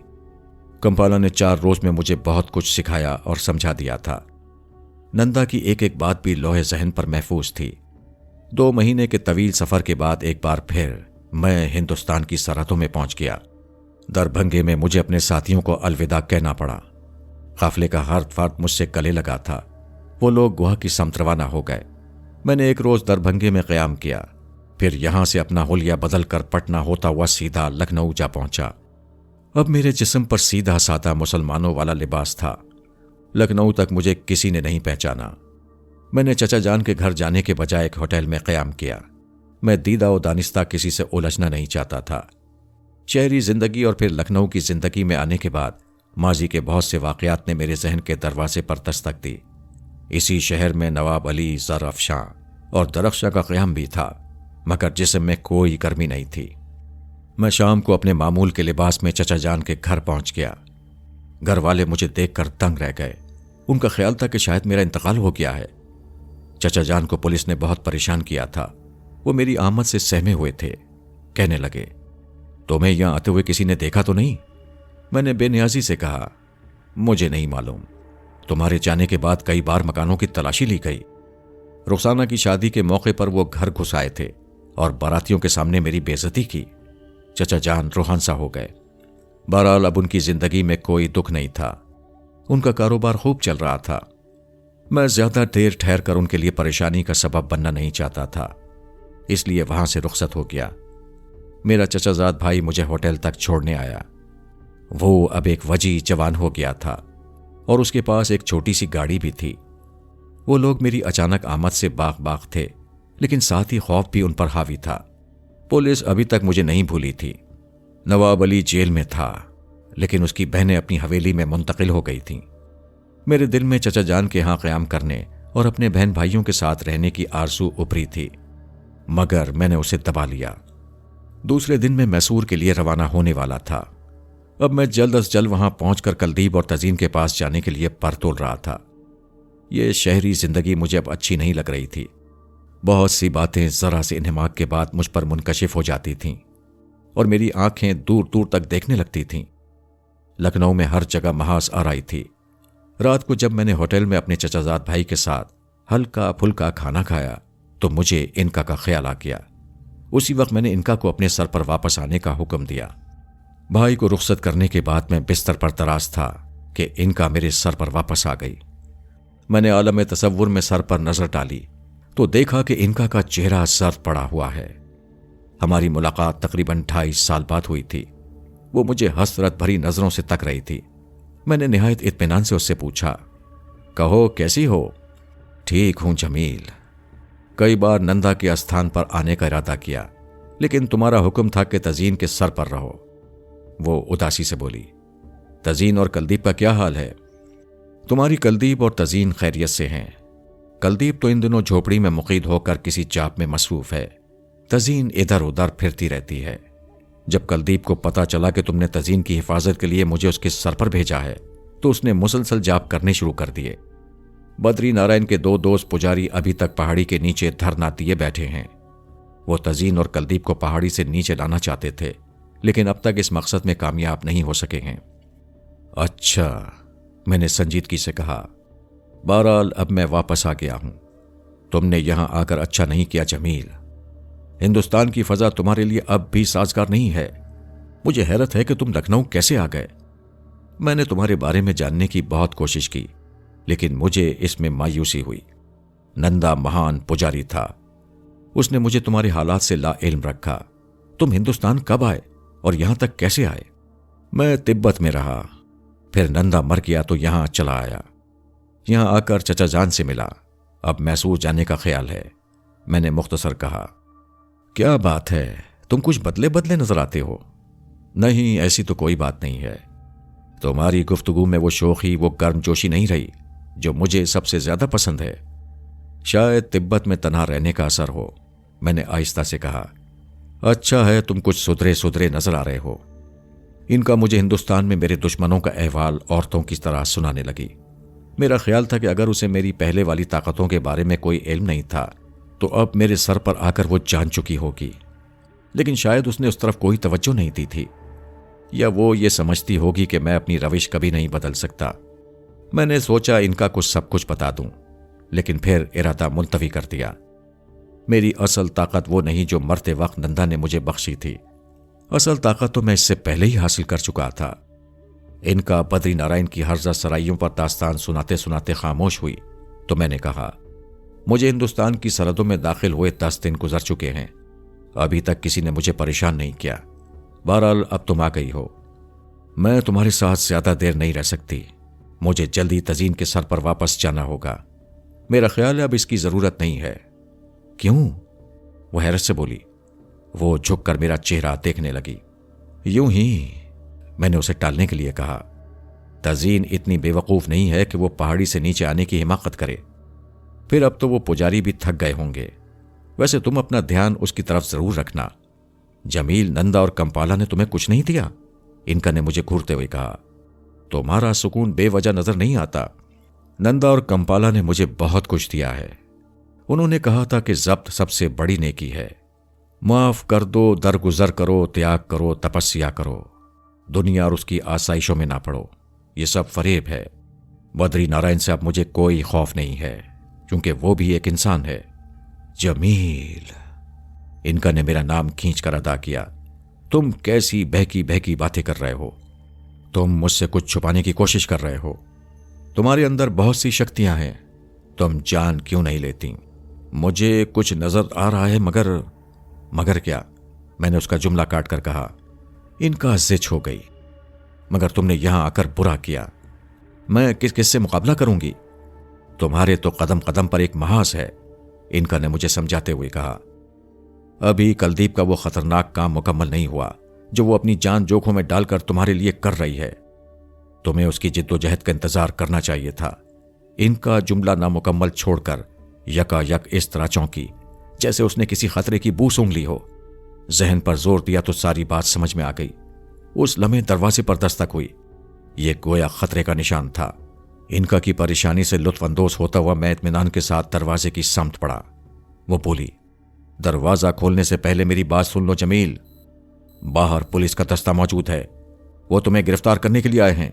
हमें अपने आइंदा इक़दाम के लिए कुछ देर सोचना होगा। मैं कोई जवाब देना ही चाहता था कि दरवाजा दूसरी बार जोर से पीटा गया। उसी वक्त किसी ने मुझे तेज आवाज में दरवाजा खोलने का हुक्म दिया। जमील, इनका चेहरा गुस्से की तमाज़त से सुर्ख हो गया। तुम यहीं रुको, मैं इन्हें भड़काकर अभी आती हूं। तुम बाहर निकले तो मुसीबत हो जाएगी। अब ये पुरानी तरकीबें छोड़ो इनका, मैंने संजीदगी से कहा। मैं अब खून खराबे से बचना चाहता हूं। बेगुनाह इंसानों को मारने से क्या हासिल? मैं तुम्हें खतरा टलते ही किसी महफूज मकाम पर पहुंचा दूंगी, इनका ने तेजी से कहा। आखिर तुम कब तक ये करती रहोगी? तुम इत्मीनान से मेरे सर पर बैठी रहो। जब जरूरत पेश आएगी तो मैं खुद तुम्हें सहमत दूंगा, मैंने सपाट लहजे में जवाब दिया। फिर आगे बढ़कर मैंने बड़ी बेफिक्री से दरवाजा खोल दिया। पुलिस का एक अफसर 2 संगीन बरदारों के साथ अंदर घुस आया। बाहर पुलिस के कई मुसल्लह अफराद मौजूद थे। तुम्हारा नाम जमील अहमद खान है? क्यों? अफसर ने मुझे रऊनत से मुखातिब किया। वो मेरे गायब हुए हुए हाथ को घूरने लगा। हाँ जनाब, यही मेरा नाम है, मैंने नरमी से जवाब दिया। तुम्हें हमारे साथ थाने चलना होगा। अफसर का लहजा सख्त हो गया। मेरा जुर्म? बको मत, अफसर ने मुझे डांटते हुए गुस्सीली आवाज में कहा। सीधी तरह हमारे हुक्म पर अमल करो। वरना हमें मजबूरन तुम्हारे साथ तशद्दुद का बर्ताव करना पड़ेगा। बाहर पुलिस की खासी बड़ी तादाद मौजूद है, इस बार तुम बचकर नहीं जा सकते। उसकी इश्तहाल अंगेज बातों से मेरे माथे पर कोई शिकन नहीं उभरी। मैंने बड़े ज़ब्त से काम लेते हुए कहा, मैं समझता हूं यह जुल्म है जनाब। बकवास बंद करो, मैं तुमसे बहस करने नहीं आया। मुझे मालूम है कि तुम कितने खतरनाक आदमी हो, लेकिन अब तुम्हारे बुरे दिन आ चुके हैं। तुमने त्रिपाठी का नाम शायद अभी तक नहीं सुना था। बड़े बड़े चोर, उचक्के और डाकू मेरा नाम सुनकर थर्रा जाते हैं। अफसर का नाम त्रिपाठी था। वो मेरे साथ बड़ी हिकारत का सलूक कर रहा था। इनका मेरे सर पर बार बार पहलू बदल रही थी। उसने मुझसे त्रिपाठी को राय रास पर लाने की इजाजत चाही। गुस्से से उसका चेहरा सुर्ख हो रहा था। मैंने उसे किसी जारहाना इकदाम से बाज रहने की ताकीद की और खामोशी से त्रिपाठी के साथ हो लिया। इनका मेरे सर पर बुरी तरह पेचोताप खा रही थी। थाने पहुंचकर त्रिपाठी मुझे अपने कमरे में ले गया। उसके चेहरे पर फातिहाना मुस्कुराहट रक्स कर रही थी। अपनी कुर्सी पर बैठने के बाद उसने मेरा मजाका उड़ाते हुए कहा, मैंने तुम्हारे बारे में कुछ और ही सुन रखा था, लेकिन तुम तो इंतहाई बुज़दिल और डरपोक आदमी साबित हुए। मैं उसका चेहरा देखता रहा। सुनो टुंटे, तुमने बद्री नारायण महाराज का अपमान करके अपनी मौत को दावत दी है। त्रिपाठी का लहजा खासा बुरा था। तुमने हमारे धर्म और धर्मात्माओं के खिलाफ जहर उगला है। मेरे पास तुम्हारे खिलाफ हजारों सबूत मौजूद हैं।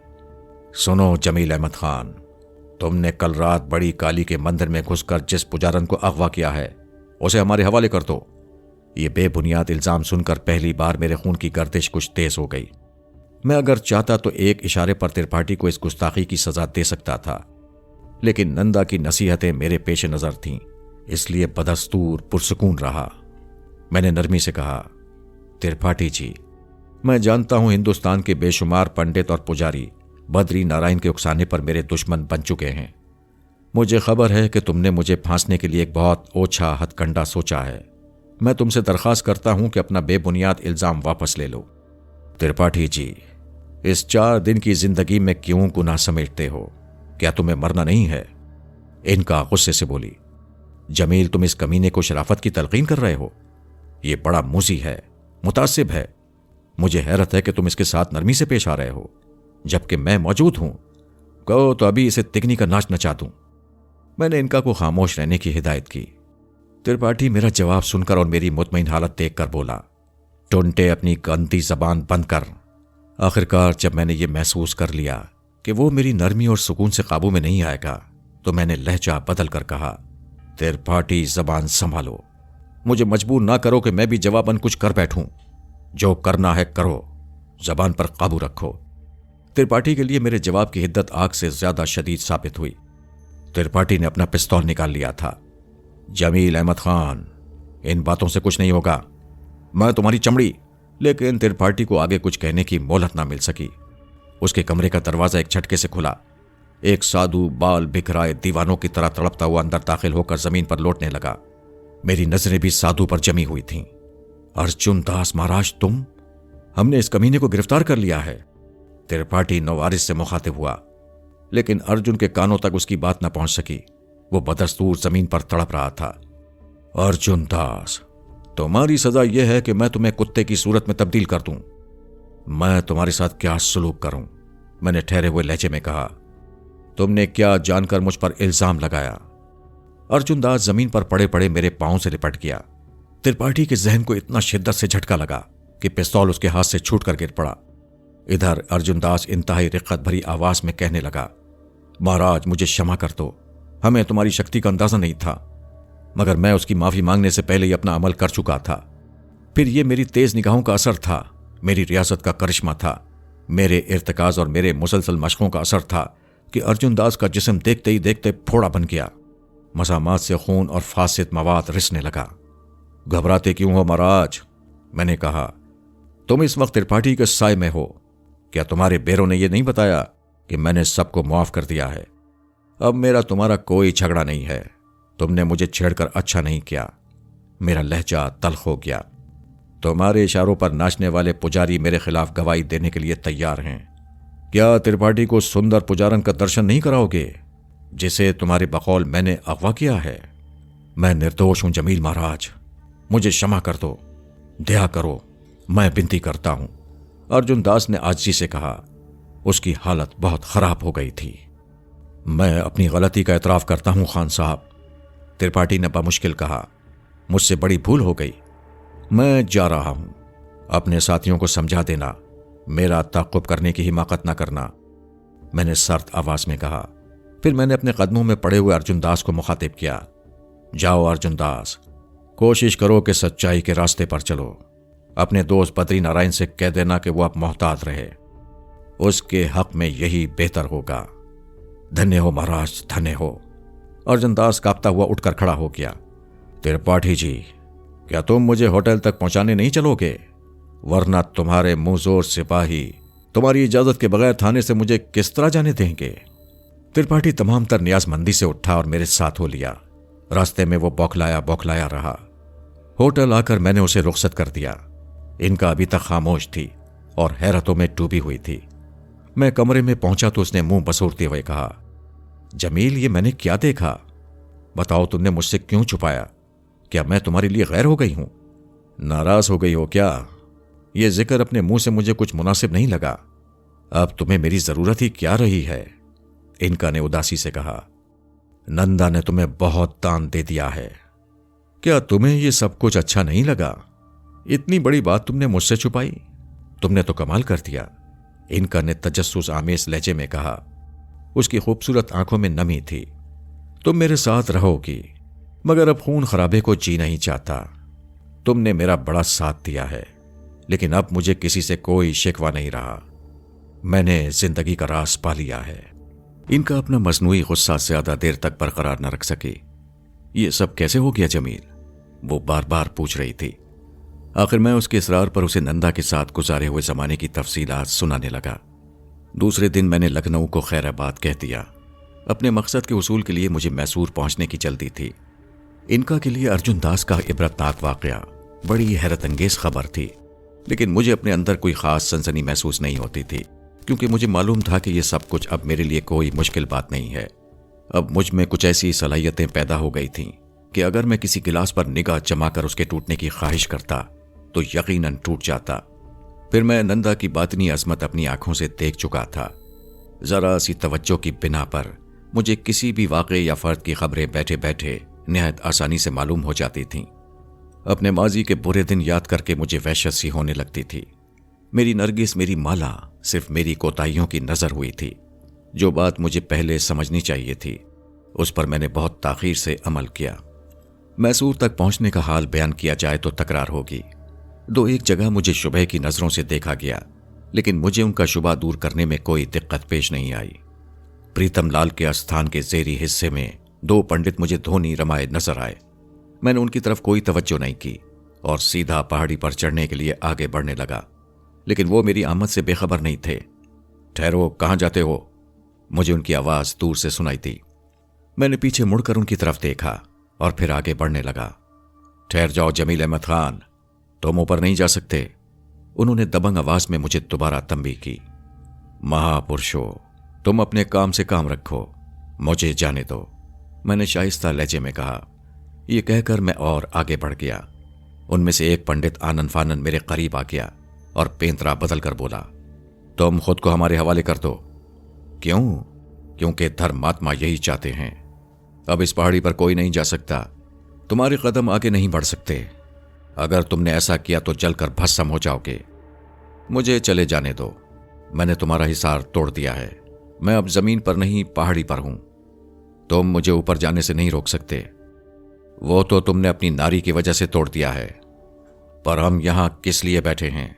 4 साल होने को हैं। हम तुम्हें अंधा कर देंगे, तुम्हारी इनका देवी की शक्ति भी बेकार हो जाएगी। मगर तुम ये सब क्यों करना चाहते हो? मैंने सादगी से पूछा। ये तुम जानते हो, छल कपट से काम ना लो। हम तुम्हें समय नष्ट कर सकते हैं, परंतु ये बात की बात है, महाराज मेरे रास्ते में ना आओ, मैं ऊपर जा रहा हूं, मैंने उसे झड़कते हुए कहा और फिर 2 कदम आगे निकल गया। अचानक मुझे महसूस हुआ जैसे किसी ने मेरे पांव बांध दिए हों। मैं ठोकर खाकर गिरा और जमीन पर आ पड़ा।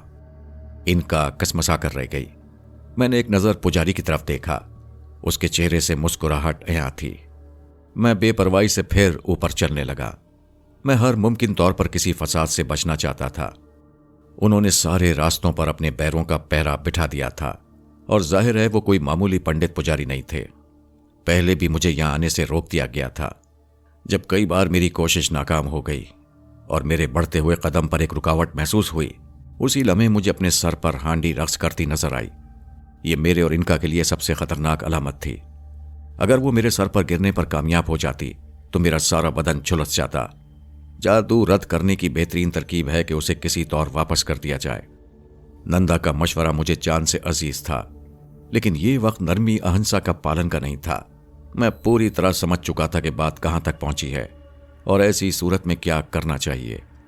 मैंने हांडी पर अपनी निगाहें मरकूज कर लीं। पलकों को जुम्बिश दिए बगैर उसे निगाहों से देखता रहा। इस अमल में चंद लम्हे गुजरे होंगे कि हांडी एक जगह ठहर गई। मैंने हाथ बढ़ाकर पूरे एतमाद के साथ उसे अपने हाथ पर उठा दिया और हैरत ज़दा पुजारियों से पूछा, क्या ख्याल है महापुरुषों, मैं इसे तुम्हारी तरफ वापस कर दूं? उन्हें जवाब देने में तामुल हुआ। यह एक फितरी अमर था। फिर इनका ने शिद्दत के साथ मुझे इस बात पर मजबूर कर दिया कि हांडी उनकी तरफ लौटा दूं। मैं हांडी वापस होने के नतीजे से आगाह था, लेकिन वो दोनों फिर मुतहर्रिक हो गए और उन्होंने कोई दूसरा दांव खेलने के लिए पहल कर दी थी। आखिर मैंने हांडी हवा में उनकी तरफ उछाल दी और उसी समत निगाहें जमाए रखीं। हांडी अब उनके सरों पर मंडला रही थी। मेरे लिए यह कोई पुरलुत्फ तमाशा नहीं था, इसलिए मैंने उनकी तबाही का वहां खड़े रहकर देखना जरूरी नहीं समझा। ऊपर मेरी तजीन और कलदीप मौजूद थीं। जब मैं ऊपर चढ़ रहा था तो मुझे उनकी कर्बनाक चीखें सुनाई थीं। मैंने पीछे मुड़कर नहीं देखा, लेकिन इनका उछल उछल कर बता रही थी कि उनका क्या हशर हुआ। वो दोनों अपने अंजाम को पहुंच चुके थे। मुझे देखकर तजीन मेरी आगोश में सिसकने लगी। मैंने उसे अपने कलेजे से लगाया और उसके सर पर हाथ फेरकर उसकी पेशानी के कई बोसे लिए। मेरे दिल में उसके लिए न जाने कहां से बेपनाह मोहब्बत और शफकत उमड़ आई थी। अब आप कहीं नहीं जाएंगे, मुझे आपकी दुश्वारियों का बहुत अच्छी तरह अंदाजा हो चुका है, उसने रोते हुए कहा। अच्छे दिन आ रहे हैं मेरी जान, मेरी गिलहरी, मेरी गुड़िया, तुमने ये क्या हाल बना रखा है अपना? मैंने उसके आंसू पोंछते हुए कहा। दीदी तो कब से अपने जाप में मसरूफ हैं, वो किसी से बात नहीं करती।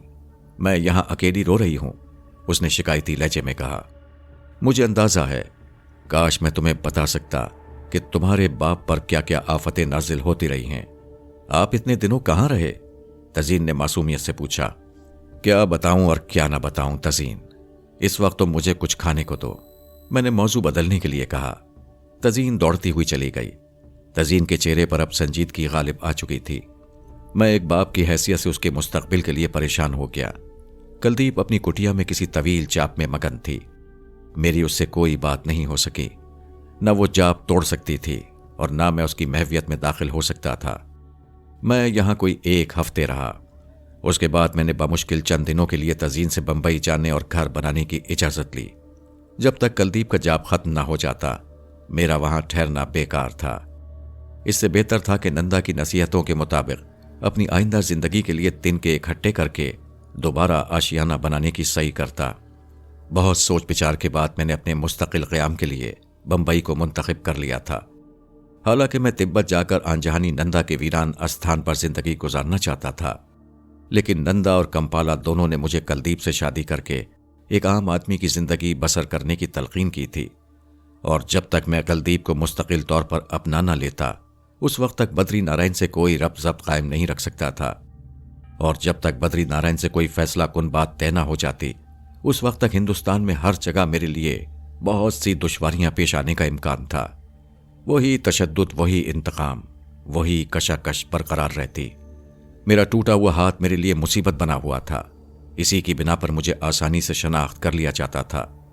मैं यह हाथ छुपाने की खातिर कंधे पर फैशनेबल अंदाज में सियाह शेरवानी डाले रखता था। बंबई में मेरा क़याम एक ऐसे होटल में था जो शहर से दूर भी था और पुरसुकून भी। मुझे अपने कुछ पुराने हिसाब भी देखने थे, अपने लिए कोई जरिया माश भी तलाश करना था। इनका मेरे सर पर मौजूद थी, लेकिन अब मेरे लिए उसकी हैसियत एक बेफैज और बेज़रर रफ़ीक़ा की सी थी, इसके सिवा कुछ नहीं। ये कोई तीसरे दिन की बात है। शाम का वक्त था। मैं अपनी मशक़ों में मुनहमिक था कि एक हसीन लड़की इजाज़त लेकर मेरे कमरे में दाखिल हुई और आते ही घबराते हुए अंदाज में बोली, क्या जमील अहमद खान आप ही हैं? उसके लहजे से इस्तराब नुमाया था। फरमाइए, मैं क्या खिदमत कर सकता हूं?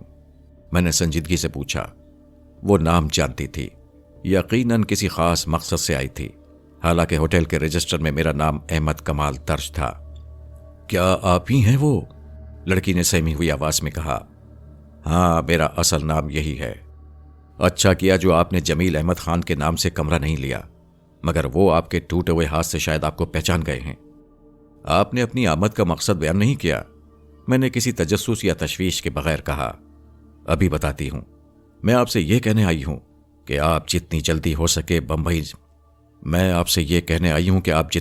मुमकिन हो बंबई चले जाएं। इससे ज्यादा मैं कुछ नहीं कहूंगी। लड़की के चेहरे और रख रखाव से साफ जाहिर था कि वो अच्छे किरदार की मालिक नहीं है। सिर्फ एक नजर से बहुत सी बातें मुझ पर अया हो गईं। इनका ने यह मुअम्मा अपने तौर पर हल करना चाहा, लेकिन मैं मामले की तह तक पहुंच चुका था। उधर इनका ने जो तफसील बताई वो खासी दिलचस्प थी। उसका नाम नाहीद था। कई गलत हाथों में पड़ने के बावजूद अभी वो आम नहीं हुई थी। सिर्फ खास लोगों की दस्तरस में थी। उन खास लोगों में बंबई का एक पुलिस अफसर भी था। इत्तेफाक से जिस वक्त माधु लाल के एक मुखबिर ने उसे बंबई में मेरी मौजूदगी की इत्तला दी, उस वक्त नाहीद उसके पहलू में बैठी थी। इनका ने मुझे यह भी बताया था कि रात को होटल से मुझे गिरफ्तार करने की तजवीज तय पाई है। नाहीद की हकीकत से आगाह हो जाने के बाद मुझे उससे हमदर्दी होनी लाजमी थी। मैंने उसका शुक्रिया अदा किया। जब वो जाने लगी तो मैंने पूछा, क्या तुम मुझे उस मुखबिर का नाम या हुलिया बता सकती हो जिसने माधु लाल को मेरे बारे में इत्तला फराहम की थी? मेरा जुमला सुनकर वो हैरत से उछल पड़ी और लरसती हुई आवाज में बोली, आपको इन वाकयात का कैसे इल्म हो गया? मुझे यह भी मालूम है माधु लाल आज आधी रात को मुझे गिरफ्तार करने के मंसूबे बना रहा है। इत्मीनान रखो, माधु लाल का ख्वाब शर्मिंदा ताबीर नहीं होगा। ये लोग पागल हो गए हैं। नाहीद मुझे अजीब नजरों से देख रही थी। बीबी, मैं तुम्हारा यह एहसान याद रखूंगा। अब तुम जा सकती हो, वो तुम्हारे ताक़ुब में है। क्या? वो दहशतज़दा सी हो गई। मैंने उसे इत्मीनान दिलाते हुए कहा, मैं तुम्हारा ख्याल रखूंगा। वो कतरा कर निहायत तेजी के साथ कमरे से बाहर चली गई। मैं कमरा बंद करके बिस्तर पर लेट गया। जमील, चंद लोगों के सिलसिले में तुम्हें अपना रवैया सख्त कर लेना चाहिए। यह लाजमी है। यहां का एक बड़ा पुजारी गोपाल तुम्हारे बहुत से वाकयात सुनकर तुम्हारा जानी दुश्मन बन चुका है। मधुलाल बद्री नारायण के अकीदतमंदों में से है। अब सिर्फ दो सूरतें हैं, जंग या फरार। वक्त आने पर देखा जाएगा इनका रानी। फिलहाल मुझे कुछ देर सोचने दो। मैंने जमाई लेते हुए बेपरवाही से कहा, फिर आंखें बंद कर लीं। मेरे जहन में रात के लिए कोई वाज़ेह मंसूबा नहीं था। वक्त आने पर कष्ट और खून से बचने के लिए मैं कई राहें निकाल सकता था। नंदा के जेर असर में अभी तक खुद को संभाले हुए था, लेकिन फितने मुसलसल मेरे ताक़ुब में थे। रात को 9:30 या 10 बजे का अमल था। इनका के नोकीले पंजों की शदीद चुभन ने मुझे बेदार होने पर मजबूर कर दिया। मैंने इनका के चेहरे पर नजर डाली तो वो बेहद बेचैन नजर आई। तुम परेशान क्यों हो? कोई खास बात है? मैंने बेनियाजी से पूछा। क्या तुम कुछ देर के लिए मुझे मेरी मर्जी पर छोड़ सकते हो? आखिर बात क्या है? नाहीद इस वक्त सख्त अजियतों से दो चार है। मैं अभी तक जाग रही थी। मैंने नाहीद के लिए अपने ख्याल का दायरा वसी किया तो मुझे यह पता चला, हाँ, उन्होंने इस गरीब लड़की को सजा दे दी। मैंने जुमला मुकम्मल कर दिया। हाँ, यही हुआ है। तुम अगर चाहो तो तुमसे कोई बात छुपी नहीं रह सकती, लेकिन तुम हालात की संगीनी नहीं समझ रहे हो। माधु लाल ने इस होटल में तुम्हारी मौजूदगी की इत्तला मिलते ही अपने आदमी यहां तैनात कर दिए थे। उन्होंने नाहिद को तुम्हारे कमरे से निकलता देखकर माधु लाल को खबर कर दी। अंजाम कार, वो बेचारी तुम्हारी हमदर्दी के जुर्म में गोपाल के पास पहुंचा दी गई है ताकि वो उसे काली की भेंट के तौर पर इस्तेमाल करें। वो जालिम इस वक्त उसे सख्त अजियत में मुब्तला किए हुए हैं। तुम गोपाल को नहीं जानते। वो कमीनों का कमीना है, बड़ा मगरूर दरिंदा सिफत और जालिम इंसान है। मुझे इजाजत दो जमील, नाहिद की मदद को मेरा पहुंचना जरूरी है। इनका एक ही सांस में सब कुछ कह गई। मैंने इनका को कोई जवाब देने के बजाय तेजी से उठकर दरवाजा खोला और कमरे से बाहर आ गया। खुद को लोगों की नजरों से रूपोश रखने के लिए मैंने पुलिस के मुतय्यन आदमियों की आंखों में धुंध पैदा कर दी और उनके सामने से गुजर कर सड़क पर आ गया। इनका ने एक टैक्सी ड्राइवर के सर पर जाकर मेरी मुश्किल हल कर दी। 15 मिनट बाद टैक्सी मंदिर के करीब एक ऊंची इमारत के सामने पहुंच गई थी। मैंने बर्क रफ्तारी से दौड़कर इमारत का अहाता उबूर किया, फिर उस खास कमरे तक पहुंच गया जहां वो जंजीरों से बंधी हुई थी। उसके बदन पर कोई लिबास नहीं था और जगह जगह उसके खून के धब्बे पड़े हुए थे।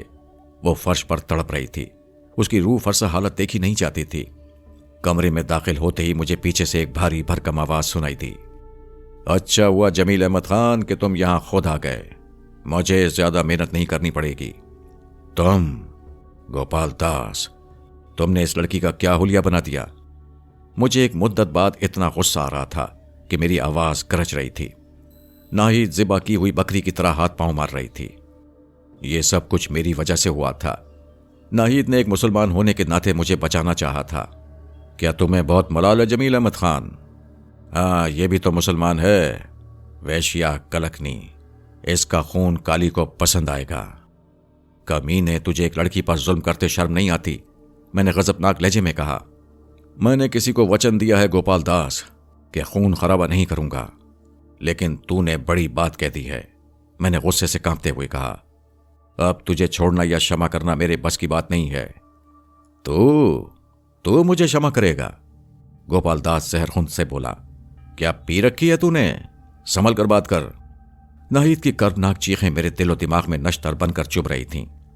सबसे पहले मेरी काट करती हुई नजरें नाहिद के पैरों में बंधी हुई जंजीरों पर पड़ी। आओ नाहिद, तुम मेरे पास आ जाओ। जंजीरें टूट चुकी थीं। वो बेतहाशा मेरी आगोश में आ गई। मैंने उसे अलहदा कर दिया। तुम अपने सर पर चादर डाल लो, मैं इस पापी से निपटता हूं। मैंने उससे कहा। यह छोटे मोटे चमत्कार दिखाकर मुझे मुतासिर करने की कोशिश कर रहा है, पर मैं आज तुझे बताऊंगा कि शक्ति किसे कहते हैं। गोपाल दास गरजने लगा। तू बड़ा दष्ट है। मैंने घूर कर उसे देखा और मजीद कुछ सोचे समझे बगैर अपनी आंखों के सहर से उसे हवास बाख्ता कर दिया। वो अपनी जगह जकड़ सा गया। फिर मैंने तेजी से जंजीर उठाकर उसके चेहरे पर मारी। मेरे मंत्र की वजह से वो अपनी जगह से हिल नहीं सकता था। मैंने उसे इतना मारा कि खुद मेरे हाथ में जंजीर से छाले पड़ गए। मैंने उसे कोई अमल करने की मोहलत नहीं थी। मैं उसे मारता ही रहा। इतना शदीद मारा कि कमरे की दीवारें, मेरे कपड़े और नाहिद का बदन उसके खून की छींटों से लहू लहान हो गए। मैंने उसकी दोनों आंखों में इतनी जंजीरें मारी कि वो हमेशा के लिए फूट गईं। न जाने ये कौन सा छुपा हुआ गुस्सा था कि मेरे हाथ रुकते ही नहीं थे।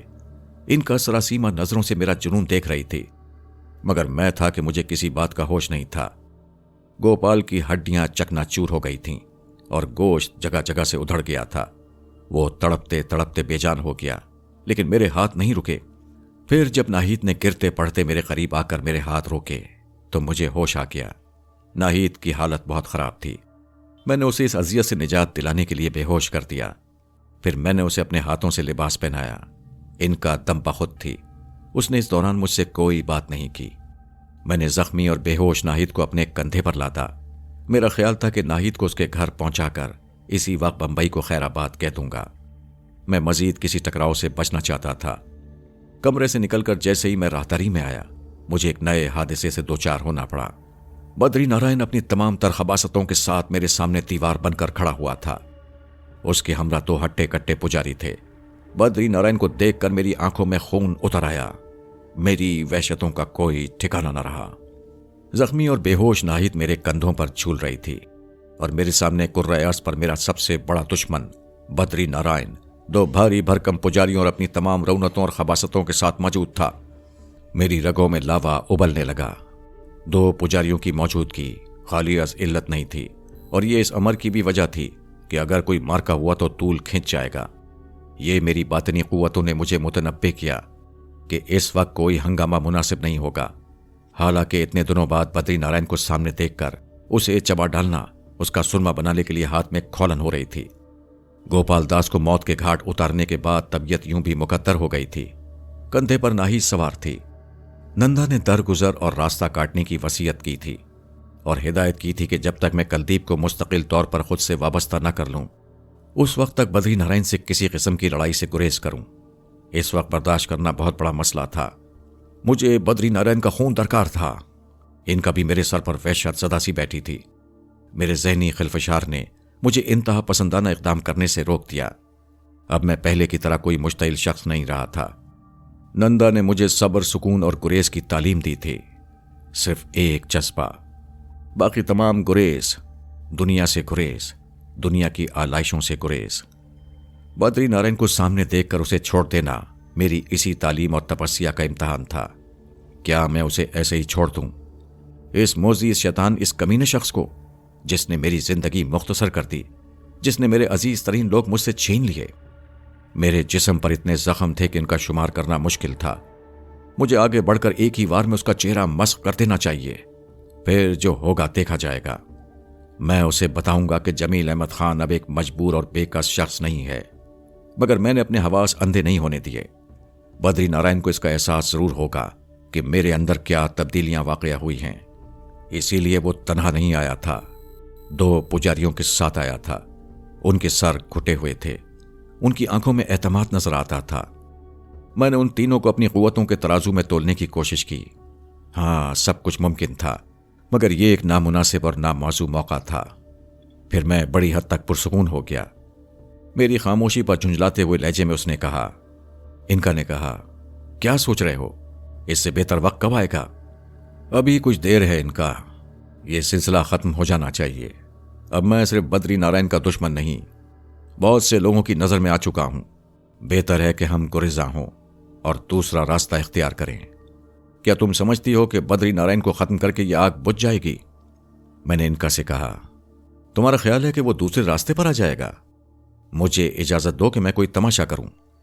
नहीं इनका, नंदा ने मुझे नेकियों की तालीम दी है। बद्री नारायण एक वाहिद दुश्मन नहीं है, वो तमाम दुश्मनों का नुमाइंदा है। अगर इसे खत्म कर दिया गया तो तमाम दुश्मन खत्म नहीं हो जाएंगे। अगर इसे यह बावर करा दिया गया कि इसका मेरा रास्ता अलग है और मैं इससे कोई इंतकाम लेना नहीं चाहता, तो मुमकिन है इसके तमाम साथी मुझसे अनाथ तर्क कर दें। तुम कब तक लड़ोगी? मैंने इनका को नासिहाना अंदाज में समझाया।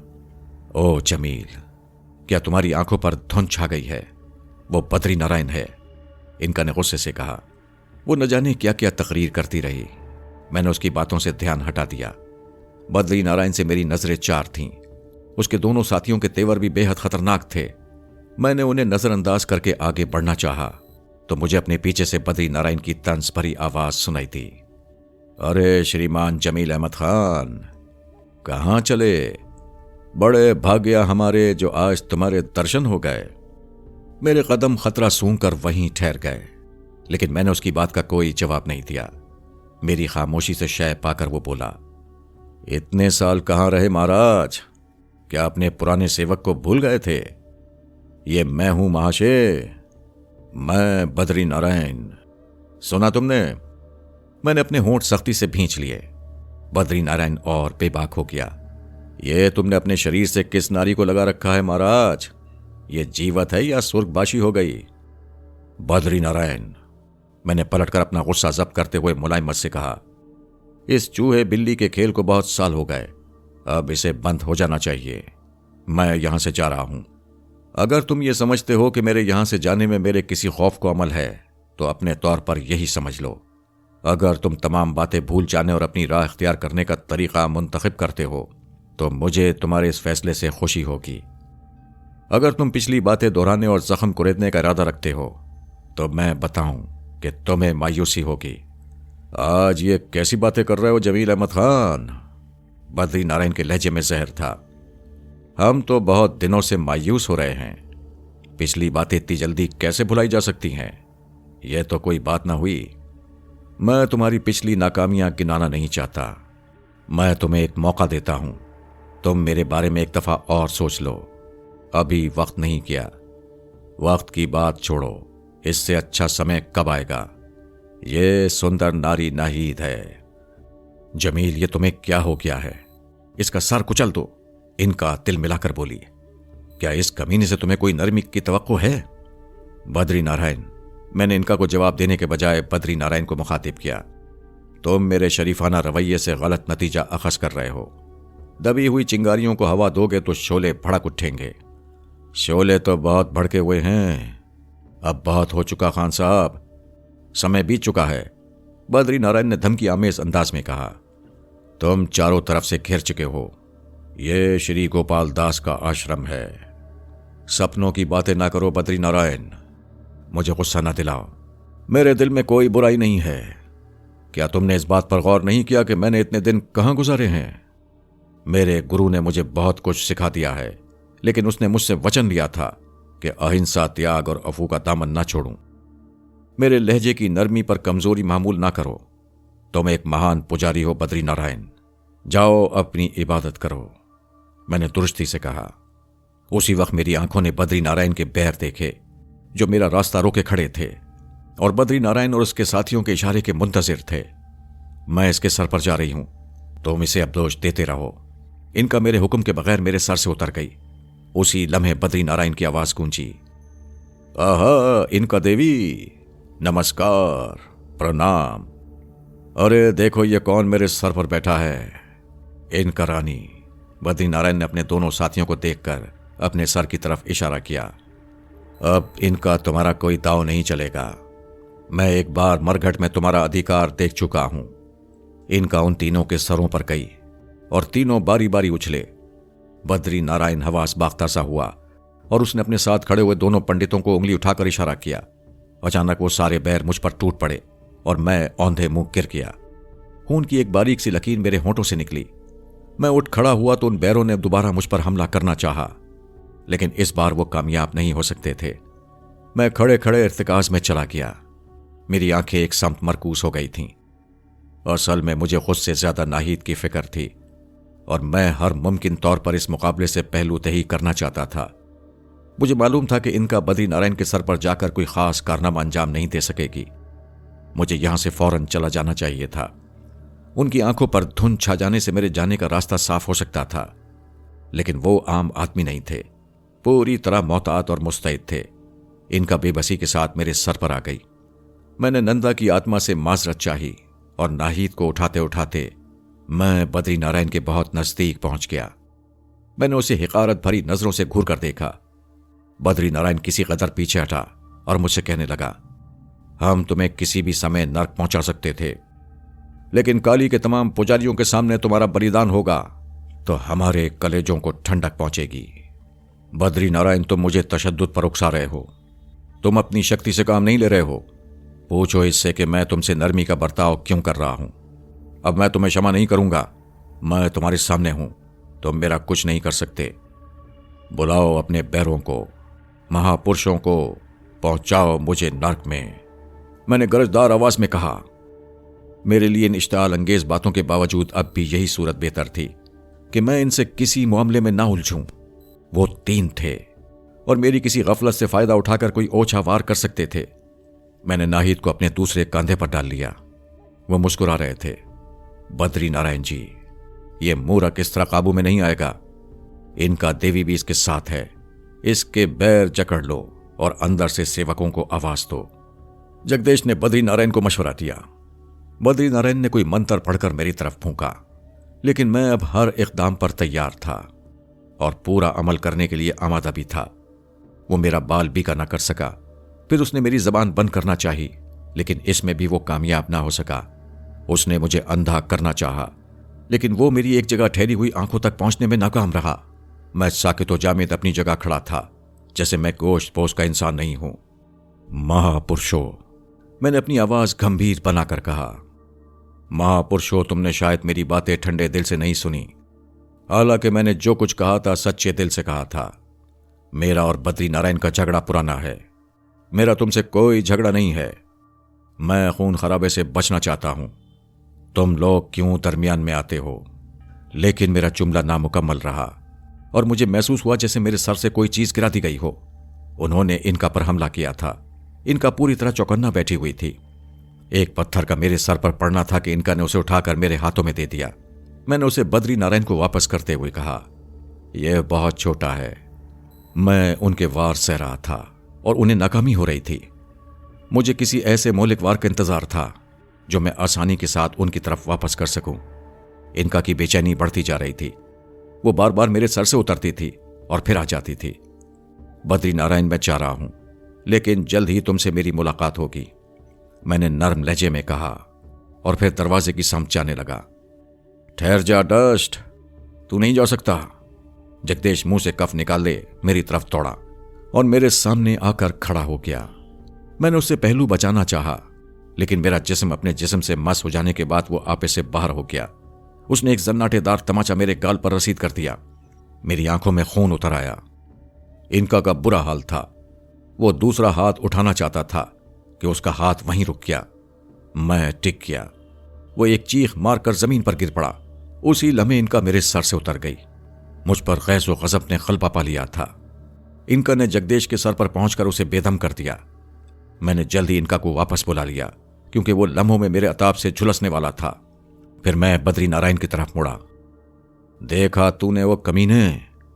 लेकिन मेरी धाड़ और गरज सुनने के लिए वहां कोई मौजूद नहीं था। वो दोनों अंदर की तरफ भाग गए थे। इनका ने मुझे उनका ताक्कुब करने पर उकसाया। जब मैं गरजता बरसता गोपाल दास के कमरे में पहुंचा तो वहां उसकी खून आलूद लाश के सिवा कोई नहीं था। वो दोनों गायब हो गए थे। मैंने इनका को इशारा किया कि वो किसी गाड़ी का इंतजाम करे। इनका ने मेरे सर से उतरकर गोपाल दास के आश्रम के सामने से गुजरने वाली पहली गाड़ी रोक ली। मैं एक चादर ओढ़कर गाड़ी में बैठ गया। वो एक प्राइवेट गाड़ी थी। कहां ले चलूं? खुशपोश ड्राइवर ने मुझसे खुश इखलाकी से पूछा। उसके सर पर इनका मौजूद थी। किसी भी डॉक्टर के पास, मैंने जवाब दिया। हालात काफी बिगड़ सकते हैं। वो दोनों फरार हो गए हैं। ड्राइवर ने मुझसे कहा। अब तुम्हारा क्या इरादा है? उनका फरार होना ही ठीक हुआ। इस तरह उन्हें मेरी ताकत का अंदाजा तो हो गया। शायद वो बाज आ जाएं, मगर हमें बहुत मोहतात रहना होगा। तुम्हारा अंदाजा गलत है। वो इस तरह बाज नहीं आएंगे। तुम्हें पहले बद्री नारायण पर हमला करना चाहिए था, ड्राइवर ने कहा। वो इनका की तर्जुमानी कर रहा था। मैंने जो कुछ किया सही किया। यह महज इत्तेफाक है कि जगदीश पहले सामने आ गया। ड्राइवर खामोश हो गया। गाड़ी एक कोठी में जाकर ठहर गई। यहां बंबई का एक मशहूर डॉक्टर सक्सेना रहता था। यह हर तरह से एक महफूज मकाम था। मैंने नाहिद को उतारकर लॉन पर एक कुर्सी पर बिठा दिया। गाड़ी हमें छोड़कर रवाना हो गई। इनका ड्राइवर को उलझाकर कुछ देर बाद वापस आ गई। डॉक्टर अंदर मसरूफ था। मैंने इनका को डॉक्टर के सर पर भेज दिया। वो दौड़ा दौड़ा अंदर से आया और नाहिद की हालत देखकर तासुफ करने लगा। अंदर ले आओ, अंदर ले आओ, उसने मुझसे कहा। अंदर पहुंचकर उसने नाहिद का तिब्बी मुआयना किया। उसने किसी फीस का मुतालबा नहीं किया, इसलिए कि इनका उसके सर पर मुसल्लत थी। नाहिद उसकी गैर मामूली देखभाल से जल्द होश में आ गई और सरासीमा होकर मुझे देखने लगी। डॉक्टर उसके जिस्म के मुख्तलिफ हिस्सों की ड्रेसिंग करता रहा। नाहिद को चलने फिरने की ताकत आने में 3-4 रोज की जरूरत थी। गोपाल दास के अलावा एक और महान पुजारी का खून मेरे हाथों हो चुका था। अपने लिए कोई मुवाफिक फजा नजर नहीं आती थी। मेरे होटल पर पुलिस का पहरा था। हालात इंतहाई मखदूस सूरत इख्तियार कर गए थे। बंबई पुलिस पूरी तरह हरकत में थी। मैं सही हालात का अंदाजा लगाने के लिए देर तक गौर व फिक्र करता रहा। इस वक्त यही सूरत मुनासिब थी कि हमारा क़याम डॉक्टर ही के पास रहे और डॉक्टर के सर पर इनका रहे। मेरी नज़र में कोई ऐसी पनाहगाह नहीं थी जो करीब तरीन हो। मैसूर बंबई से खासा दूर था, लेकिन कुलदीप के स्थान पर जाने से पहले नाहिद को उसके पास पहुंचाना चाहता था। नाहिद एक सितम रसीदा लड़की थी। वो अपने हुस्न शबाब के जोश में दक्कन के एक हिंदू लड़के से दिल लगा बैठी थी। वो उसे अगवा करके बंबई ले आया था और कुछ दिन उसके साथ रंगरलियां बनाकर भाग गया था। गैरतमंद नाहिद ने घर वापस जाने के लिए खुद को हालात के सुपुर्द कर दिया। लोग उसे धोखा देते रहे और वो तन्हा अपनी किस्मत से लड़ती रही। डॉक्टर की बड़ी कोठी में चंद दिन सुकून से गुजारने के लिए घर में रहने वाले मुलाजमीन से अपना चेहरा दूर रखना ही मुनासिब था। मुझे मालूम था कि शहर में क्या हो रहा है। उन्हें एक बेसरर शख्स की तलाश थी। वो अब मुझसे खासे खौफजदा भी थे, क्योंकि मेरे रिकॉर्ड में खून रेजियों के साथ साथ मेरी गैर मामूली शख्सियत का जिक्र किया गया था। रात को इनका डॉक्टर को सुलाकर मेरे पास आई तो अपने मखसूस अंदाज में सरगोशी करने लगी। जमील, नाराज ना हो तो एक बात कहूं? कहो, मैंने तिनक कर कहा। प्रेम के बारे में क्या ख्याल है? कितने दिन मुझे ये तमाशा देखते हुए हो गए। कहो तो तुम्हारे पास ले आऊं, लुत्फ रहेगा। इनका, मैंने उसे झड़क दिया। तुम मुझे मुसलसल गलत समझ रही हो। आइंदा मैं इस किस्म की बातों को माफ नहीं करूंगा। इनका फिर मेरे पास नहीं ठहरी और दोबारा डॉक्टर के पास चली गई। नाश्ते के दौरान गुफ्तगू करके मुझे प्रेम की दिलचस्प शख्सियत का अंदाजा हो गया था। 5वें दिन रात को जब बाहर निकलने के आसार हमारे हक में थे, मैं नाहिद को लेकर प्रेम के घर से रुखसत हुआ। इनका ने डॉक्टर को ख्वाबावर गोलियां खिलाकर सुला दिया था और फिर मेरे सर पर वापस आ गई थी ताकि सड़क पर किसी हंगामी सूरत में मेरी मदद कर सके। प्रेम जैसी प्यारी लड़की ने, जो हमसे बहुत दूर हो गई थी, मुझे मजीद क़याम के लिए रोकने का हर मुमकिन तरीका इख्तियार किया, मगर हम उसके इसरार के बावजूद वहां से रवाना हो गए। रात के वक्त प्रेम ने अपनी गाड़ी में हमें बंबई सेंट्रल स्टेशन छोड़ दिया। प्रेम ने मेरे लिए किसी दूसरे नाम से टिकट खरीदा और हम एक तन्हा कंपार्टमेंट में आकर बैठ गए। गाड़ी हरकत में आई तो प्रेम मुझसे बेख्तियार गले लग गई। मैंने प्यार से उसकी पेशानी पर बोसा दिया और वादा किया कि मैं दोबारा आकर जरूर उसके यहां ठहरूंगा और मैं अपने हाथों से उसे दुल्हन बनाऊंगा। मैं बहुत देर तक उसके मुताल्लिक सोचता रहा। इनका बहुत थकी हुई थी, इसलिए पांव पसार कर मेरे सर पर लेट गई थी। प्रेम के घर से स्टेशन तक इनका और मैंने दिफा और तहफ़्फ़ुज़ की खातिर अपना जहन किसी और ख्याल में आलूदा नहीं किया था। हमारी आंखें दूर तक देखती रही थीं। नाहिद की भी आंख लग गई थी। मेरा सारा सामान बंबई के होटल में रह गया था। नाहिद के लिए प्रेम ने उसे बहुत से कपड़े दिए थे। इनका भी सो गई थी, लेकिन मुझे नींद नहीं आई। मैंने जमीन पर चादर बिछाकर रूहानी मशक़ें शुरू कर दी। मैं ये सफ़र हर हाल में खैरियत से गुजारना चाहता था। मैंने सारी रात मुराक़बे में गुजार दी। मैसूर करीब आ रहा था। इनका के टोकने पर मैंने मुराक़बा ख़त्म कर दिया। इनका ने सुबह ही सुबह मुझे एक वहशतनाक खबर सुनाई कि मैसूर में प्रीतम लाल का स्थान अब कई पंडितों पुजारियों ने घेर लिया है। कुलदीप अभी तक अपने तवील जाप में मगन है और हमारा वहां जाना खतरे से खाली नहीं है। कितने पुजारी हैं? मैंने इनका से पूछा। कोई 20 पुजारी हैं। वो चारों तरफ से प्रीतम लाल का स्थान घेरे हुए हैं। उन्हें मालूम है कि एक ना एक दिन तुम यहां जरूर आओगे या कुलदीप नीचे उतरेगी। ओह, मैंने शिद्दत कर्ब से अपनी आंखें बंद कर ली। क्या वो नहीं जानते कि मैं अब क्या हो गया हूं? क्या उन्होंने अपने दूसरे साथियों पंडितों का हशर से कोई सबक नहीं सीखा? मैंने इनका से झल्ला कर पूछा। वो मुझे उस रास्ते की तरफ घसीट रहे हैं जहां मैं जाना नहीं चाहता। ये बातें मैं इनका से पूछ रहा था, जबकि उनके तमाम जवाबात खुद मेरे पास थे। मैं अपने इर्तिकाज में इतना महव था कि मैंने प्रीतम लाल के स्थान पर होने वाली साजिशों के बारे में गौर ही नहीं किया। मैं देख रहा था और मेरी बातनी क़ुव्वतों के सामने तमाम बातें आईनादार थीं। वो चारों तरफ धूनी रमाए मस्त अलस बैठे थे। पहाड़ी के ऊपर जाने के लिए मुझे उनसे गुजर कर जाना पड़ता और नबर्द आजमा होना पड़ता। हम किसी अगले स्टेशन पर उतर जाएंगे, मैंने इनका से कहा। फिर कहाँ जाएंगे और कब तक मारे मारे फिरेंगे? हिंदुस्तान में कौन सी ऐसी जगह है जो महफूज है? इनका ने तंजन पूछा। हम किसी तौर नाहिद को उसके घर पहुंचाकर किसी जगह मैसूर होकर बैठ जाएंगे। उस वक्त तक तो कुलदीप भी अपना जाप खत्म कर लेगी। फिर अगर मेरा उससे कोई राब्ता कायम हो गया तो हम दोनों मिलकर कोई फैसला करेंगे। हमें अब इन हंगामों में ज्यादा उलझना नहीं चाहिए। जमील, मेरा ख्याल है हमें एक बार जरूर इन्हें कोई बड़ा सबक देना पड़ेगा, इनका ने गुस्से से कहा। इनका, तुम अब बच्चों की सी बातें करने लगी हो, मैंने गुस्से से कहा। हाँ, जब से तुम तिब्बत से लौटे हो तुम्हारी नजर में मेरी हैसियत गिर गई है, इनका ने रूठ कर कहा। अब मेरा काम बहुत मुख्तसर हो गया है।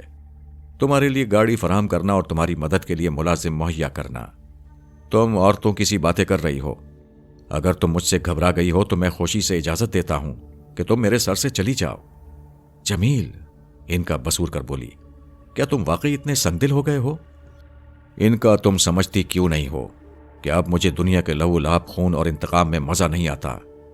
मेरे साथ रहना है तो समझ लो कि तुम्हें एक बहुत गोशा नशीन शख्स के साथ रहना है। मैं बेवफा नहीं हूं। मैं हर हाल में तुम्हारे साथ रहूंगी, बशर्ती है कि तुम्हारा कोई दुश्मन मेरे हुसूल के चाप में कामयाब ना हो जाए। ठीक है, मैंने बेनियाजी से कहा। स्टेशन आ रहा है, हमें यहां उतरना है। तुम ड्राइवर के सर पर जाकर स्टेशन पर गाड़ी रुकवा दो, हम यहीं उतर जाएंगे।